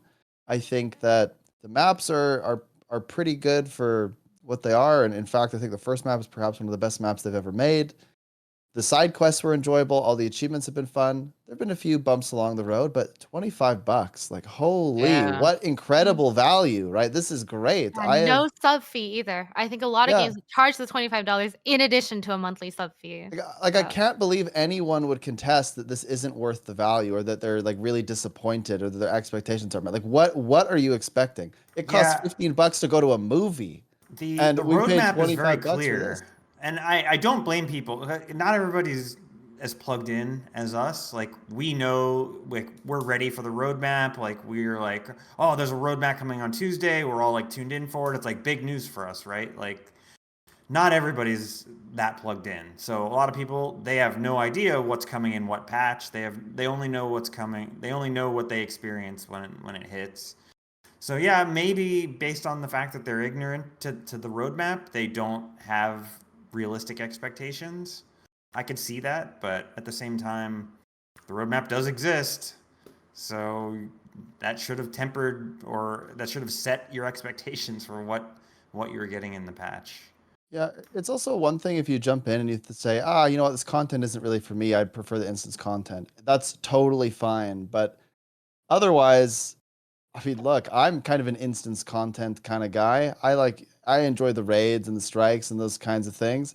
I have never had more fun in open world. Well, I had quite a bit of fun in EOD, but I think this rivals that. It's pretty close. It's pretty close. I don't think anything can quite top the Dragon's End first run experience, but this is pretty close. I've had a blast just getting people in to do the world boss, running around the maps, exploring. I did all the achievements without big guides or anything, just talking to people, asking if they had done it. And I had like that true MMO experience. So for me, it's been perhaps some of the most valuable $25 ever. I mean, I've got over 50 hours of content so far, and it's only adding up. I'm quite pleased with it. I think the base launch went about as well as it could have gone. Right? Like, we knew what was coming. We knew this is gonna not have the instant stuff yet, but it's gonna have the maps, it's gonna have the story, And all of that was really high quality. It wasn't perfect. There's like a couple things we talked about in this episode where we're like, well, we kind of hope they fix this thing, we hope they fix this thing. But all things considered, I think they nailed launch, right? But again, like you said, there are going to be some people and they're like, I don't care about open world. I only care about raids. So, you know, that's the next step. It's going to be a good year, I think. Or at least it's going to be an exciting year, for sure. Yeah, and I think that's something that, you know, this is just like a kind of a feature of the way the expansion model works. Like, of course, you essentially pay up front with the, you know, you buy Janthir Wilds and you get all the updates there for free. But this is just kind of the way the game works now. Like, not everything is going to be on launch. Like, you're paying for like a year's development. Like, it's almost akin to something like a season pass to an extent, but not really, because it's like a permanent thing that you buy and like it, you know, it adds it to the game forever. When you go ahead and grab that thing, and yeah, that does mean that the thing that you're really interested in, like, might not show up until later. And I think there is some legitimate sadness there, because I think it's really exciting to, like, kind of be a part of that launch experience in a way. And like, oh yeah, we got to get in there. We got to get to the raid. We got to get to the content, right? All that kind of stuff. And that's less present in this game in the same way that something like Dragon's End with EOD kind of had to the table. So that's there. But I mean, that's just the way that it's going to go, right? Like, at the end, guys, Guild Wars 2 is an open world game. It's not really a raiding game, to be honest. And, you know, it is focused on that story and open world. It's less focused on, well, you know, the other game modes for sure.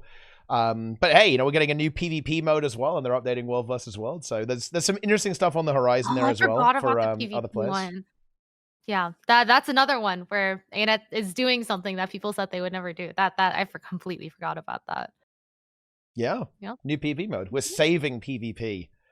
With that stuff. But yeah, no, I think that it's definitely a good start overall to like the Janthir Wilds experience. I think, you know, the chat's bringing this up. I think it's really hard to actually top this, especially with like the homestead stuff. I think where we go next is going to be interesting. I actually have a bit of a feeling that they might go more in a content system direction. Like, for example, I think they could do an entire expansion around like reworking fractals.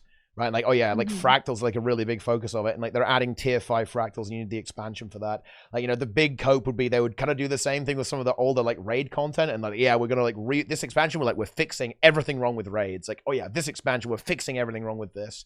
You know, as well as adding all the usual stuff as well, right? Like, that would be kind of interesting to go there as well. But yeah, it's difficult to beat like player housing, to be honest. Like, that's a killer feature, you know what I mean? It really is. Yeah. Yeah. What? Wow. What do you think, Sneb? What are your thoughts? I'm nothing. just excited to see what's next. I really am. I think that I'm gonna cosplay as a slug, and it's gonna be good. And yeah, wow, it'll be fun.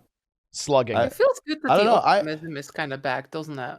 Like, well, yeah, I was actually just gonna comment on that. You know, you know, I've often been very critical of things because I really care about them. You know, I will illuminate the things that I think really need to be fixed, and maybe I'm a bit hyperbolic about it at times to drive home the point, but it's because I really care about the game and the community, because I really like the game. That's why I will critique things.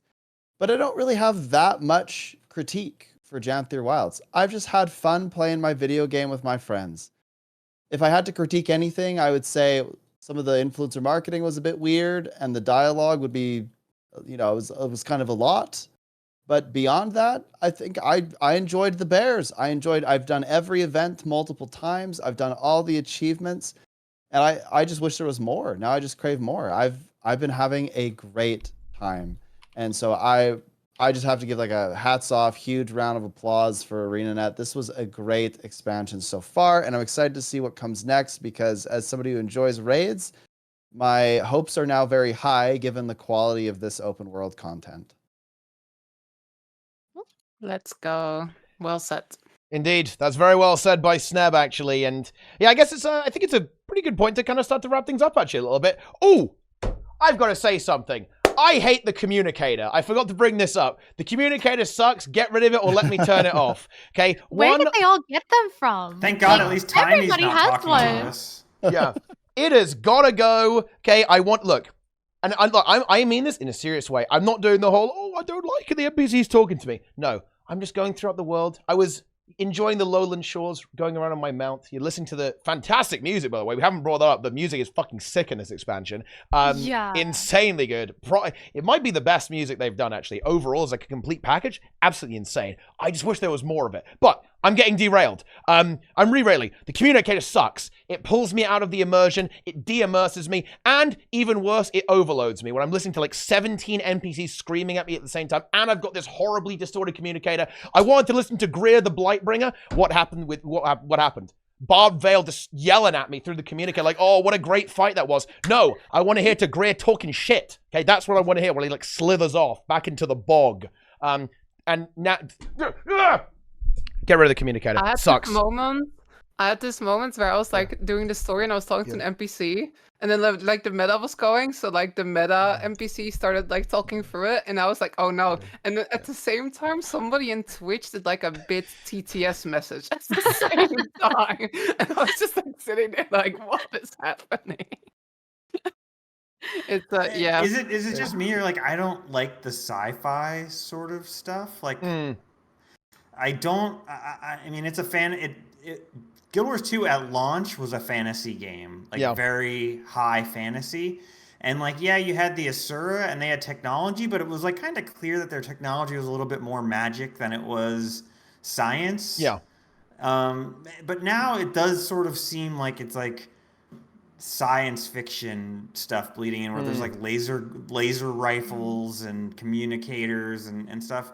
And I don't know I really don't know if I care for that. I liked it in Cantha because it like there was like a lore explanation, right? like, Yeah, it made like sense, they had right? an industrial revolution yeah. because they had a new power source. That's cool, but like there's I don't know, the vibe is just way too sci-fi, which is why like before this X-Pack was announced, like I was making the joke that like, you know, Guild Wars 3 is going to be in space because that's the trajectory of what they're doing with the story. And it's like the technology is accelerating way too fast. We will be in space in Guild Wars 3. It seems inevitable. White Progress blood is cells are exponential. canon now. There was like a book talking about like the Titan physiology, and then it was like, yeah, it's similar to white blood cells in your body, and I was like, what? White blood cells? How do they know about that, right? Like, how do I they was know? like, Like we didn't discover how the circulatory system worked until like the 1860s. So like the idea that they know like what a white blood cell is like kind of comical for a fantasy world. Like, why are there still peasant farmers? Why are there peasant farmers if this technology exists? Like, come on. It's funny, a lot of MMOs tend to, like, all that stuff always tends to, like, bleed in a little bit. It's actually one of the things that I find really jarring about WoW as well, is that there's, like, a bunch of, like, oh, yeah, there's, like, actually, like, sci-fi shit going on, like, at the same time, like, in the fantasy thing. It is weird. I feel like there's some of that, from what I've seen in Final Fantasy, that kind of exists there as well. yeah, That might be a bit more caught in the Big setting. I time. think that game has always been that way, I think, to an extent, or that kind of, like, that Yeah. franchise, right? So I think that's, like, less weird Magitech. there. But it's like definitely more weird in like WoW and Guild Wars. It's like, what the hell is going on here, right? But yeah. Yes, I just wanted to rant on that. We before the ruined end. Sneb's good ending. Sneb did like did. this amazing like speech at the I can end. do another ending. Yeah, let's. Got another Yeah, kind of sad thing to talk about. Wait. Sad? No. I'm sad. Well, it's kind of happy sad. I just wanted to bring it up. I don't Happy know. sad. Yeah, it's just like a personal thing.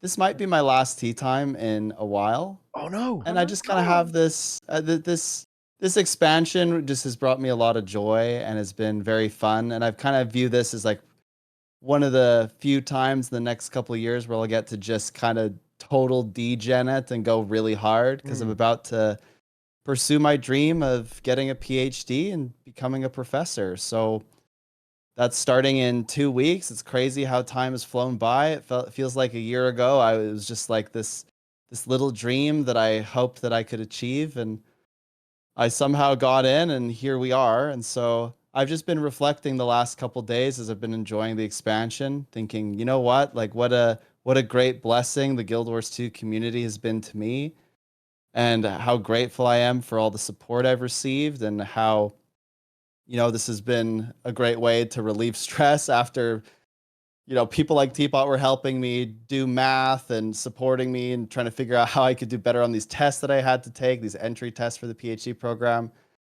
And I feel very supported, and I'm just very pleased with all the experiences I've had with the Guild Wars 2 community and being on TeaTime and being around people.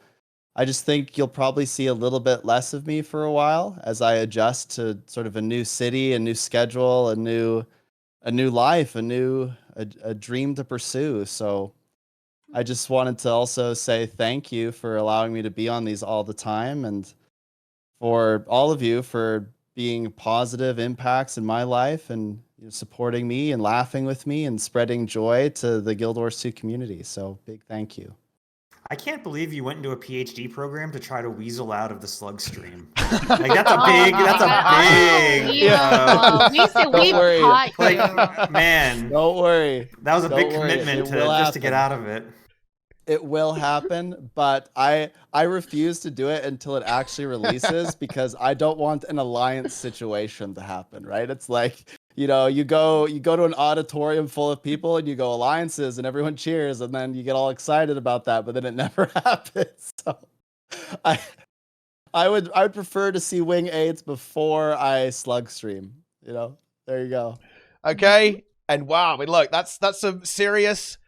That's a serious feature. I to kind of follow that was awesome, and obviously, it's been a real pleasure to have have you with us as well, Sneb. We very much hope that you'll be back. Okay, we'll see. I'll be back. He's going to be a busy boy. Probably just won't be like the casual player, the casual voice. Yeah.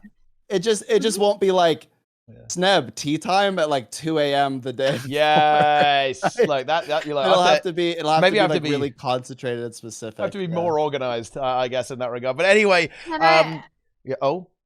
I was just gonna say, can I expose Teapot? I was like, yo, get me on the TeaTime. I have so many thoughts on this, and I messaged him that like almost an entire week ago, that is and then true. he let me know less than 24 hours ago. That is true. But I was like, I should have replied. On red for almost an entire week. Thing is, I saw that and I should have replied immediately. Okay, it slipped my mind and I was like, I was streaming for like 18 hours. I was like, I cannot even find it within me to type a single letter at this point. Okay, but yes, look, that's part of the TeaTime experience, right? That and doing the entire show before we actually go live. This is absolutely true. But anyway, let us quickly wrap things up. We've been almost like stalling for too long at this point. Even for us. Okay, so let's go. Boom. Emmy was exposing me, so now you get to also say other things. Maybe some final thoughts. And of course, tell everyone how brilliant and wonderful you are as well at the same time. Okay. Yeah, so for those that don't know me, my name is Emmy. I do a lot of endgame PvE content, so I definitely consider myself a bit more on the hardcore side. So just to give you an example, when Sarah's CM released at the end of Soto, I spent close to 8 hours a day slacking off at work, doing that for nearly 2 months straight. So yeah, I do a lot of endgame PvE shenanigans. I like to do both more hardcore stuff and also a lot more new player-centric things. So things like raid trainings, I call them YOLO raids, which basically means no experience necessary. I lead progression groups, so things like Harvest Temple CM, Sarah CM, soon TM, and that kind of stuff. Yeah, so I hang out at my stream a lot. I say that I make YouTube videos, but honestly, I just make them for whatever flavor of the month class I'm playing at the moment. And yeah. All right. Okay, next up, it is Lara. Look, we managed to shield you guys from Dark Lara that was unleashed before the stream. Okay, and there is no honestly, such thing. It was on I'm glad you were shielded from her. Like, we've had a couple of glimpses of Dark Emmy on stream. Like HTCM brings out Dark Emmy, but look, Dark Lara guys is something else. Fortunately, we've got regular Lara here to talk about Guild Wars 2. What's going on? I am really tired. Like this whole week, I've been streaming like 12 hours every day or something. I'm exhausted. But at some point, I will be recharged and I will stream more Guilds 2 at twitch.tv/Serenity. And also, I do YouTube videos as well on youtube.com/Serenity. Yeah, thanks for having me on. This was a really fun episode. Yes, indeed. And of course, we also now have Nike. He's squidged in the middle. He's under the chat, right? Like observing, keeping an eye on them. He's getting stepped on by chat. Yeah. He's moderating the chat. Yeah. Some people gotta go. Yeah. Gotta hold people accountable. But yeah, what's going on? You can come by my YouTube channel. There's there's some like build guides and stuff, but then there's also some editorial videos, and then it goes all the way to e-boy streamer tier list for Guild Wars 2, where I rank all the male streamers in Guild Wars 2 according to their natural level. I made entertaining. Yes. Yeah. Some people got flamed a little bit, and deservedly would you so, boot in my it? opinion. That's It was the meta for like 2 days. Everyone was doing it, Oh my god. so I jumped on the trend. But you can check that video out. It's very fun. Twitch channel, not as much Guild Wars 2 stuff. Do some other games and stuff on there. But I will solve any of your life problems on my Twitch channel. For channel So if you points, I see me- believe, right? Yeah, if you see me streaming, you can build up some channel points. And then when you have enough channel points, you can cash them in, and I will solve whatever life problem you have as efficiently as I can. And that'll be fun for you. All right, So if I need and money, I can just come over to you then? If money is my life problem? Sure. I can teach you how to make money. That's fun. That's crazy. okay, and of course the links, they're everywhere. They're in the chat. They're in the YouTube video description. You should check them out. Otherwise, what are you doing with your life? Honestly, wasting your time. Go and embrace all the content from these fantastic individuals. And of course, you should also follow this stream as well. It's pretty good. I streamed 14 hours a day on average for Janthir Wilds. So I am a degenerate. I do all sorts of things here. Okay, like YouTube videos, Twitch streams. We've got a Discord server as well. You should go get involved. Okay, go crazy. Like follow, subscribe here to everyone. On there. That's true. Yeah, that's true. You can get a chicken soup, spicy chicken soup. Very spicy. Very extra spicy. If I you, like if how you mess with Sneb that, as well. you're going deep. Yeah. I And like definitely how wanna- Sneb is like, I'm gonna go and get a PhD, and then all of us are like 14 hours of Janthir Wilds. Let's Yeah, let's Hey, go. I did it too. Like I did 18 hours day one. My only Oh goal my was to God. outlast you, Teapot. Yeah. and He did. Hardstuck. I was He like, did I too. will be the last made one it happen. standing. I did. Yeah. I was delirious. So I like woke up the next day and I was like, I feel ill. Like I cannot do this again. So I just didn't stream that day. It was.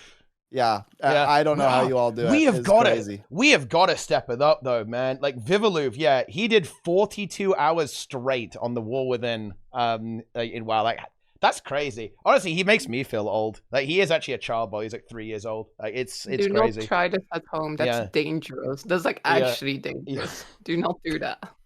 But anyway, that's gonna do it. Thank you so much for watching, everyone. And I actually want to quickly I do want to say a bit of a thank you to Sneb as well. I really want everyone to wish him well, and I do want to personally actually say some things here as well, because Sneb has just definitely been one of my best and closest I'm friends not over gonna like cry. I promise. over the kind of like the past like year, like more than a year at this point. Actually, I don't even know how long.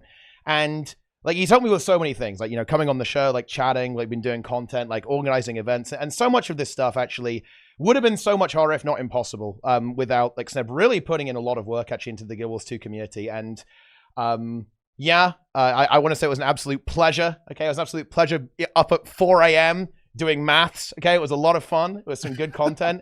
And Thank you for that. I just want to say here that like you deserve all the success in the world, and you will definitely get it. Like I have complete confidence in you. I know the chat does as well. And I know you'll be back, okay? It's not like he's dying, guys, okay? I'm not saying I'm like quitting or anything. I just want people to know that for the next few weeks, at least, I probably won't be around very much. And then I don't really know what I'm going to be doing after that. Because look, people, I looked at the syllabi. There's one for stats. This is what the prof said. He said, look, we don't actually teach like the intro course for this. And I think that's a mistake. So if you don't know these things, then he listed a bunch of things. And it's like, I know some of those words. It's like, you're kind of screwed. So you should probably do some background before you enter the class. So it's going to be a massive grind. And of course, I think a lot of people don't know this because they just see streamer Sneb or they just hear me on TeaTime. But I have 2 daughters, 2 beautiful, wonderful daughters. They're 4 and 2. And I have a lovely wife as well and a cute little dog.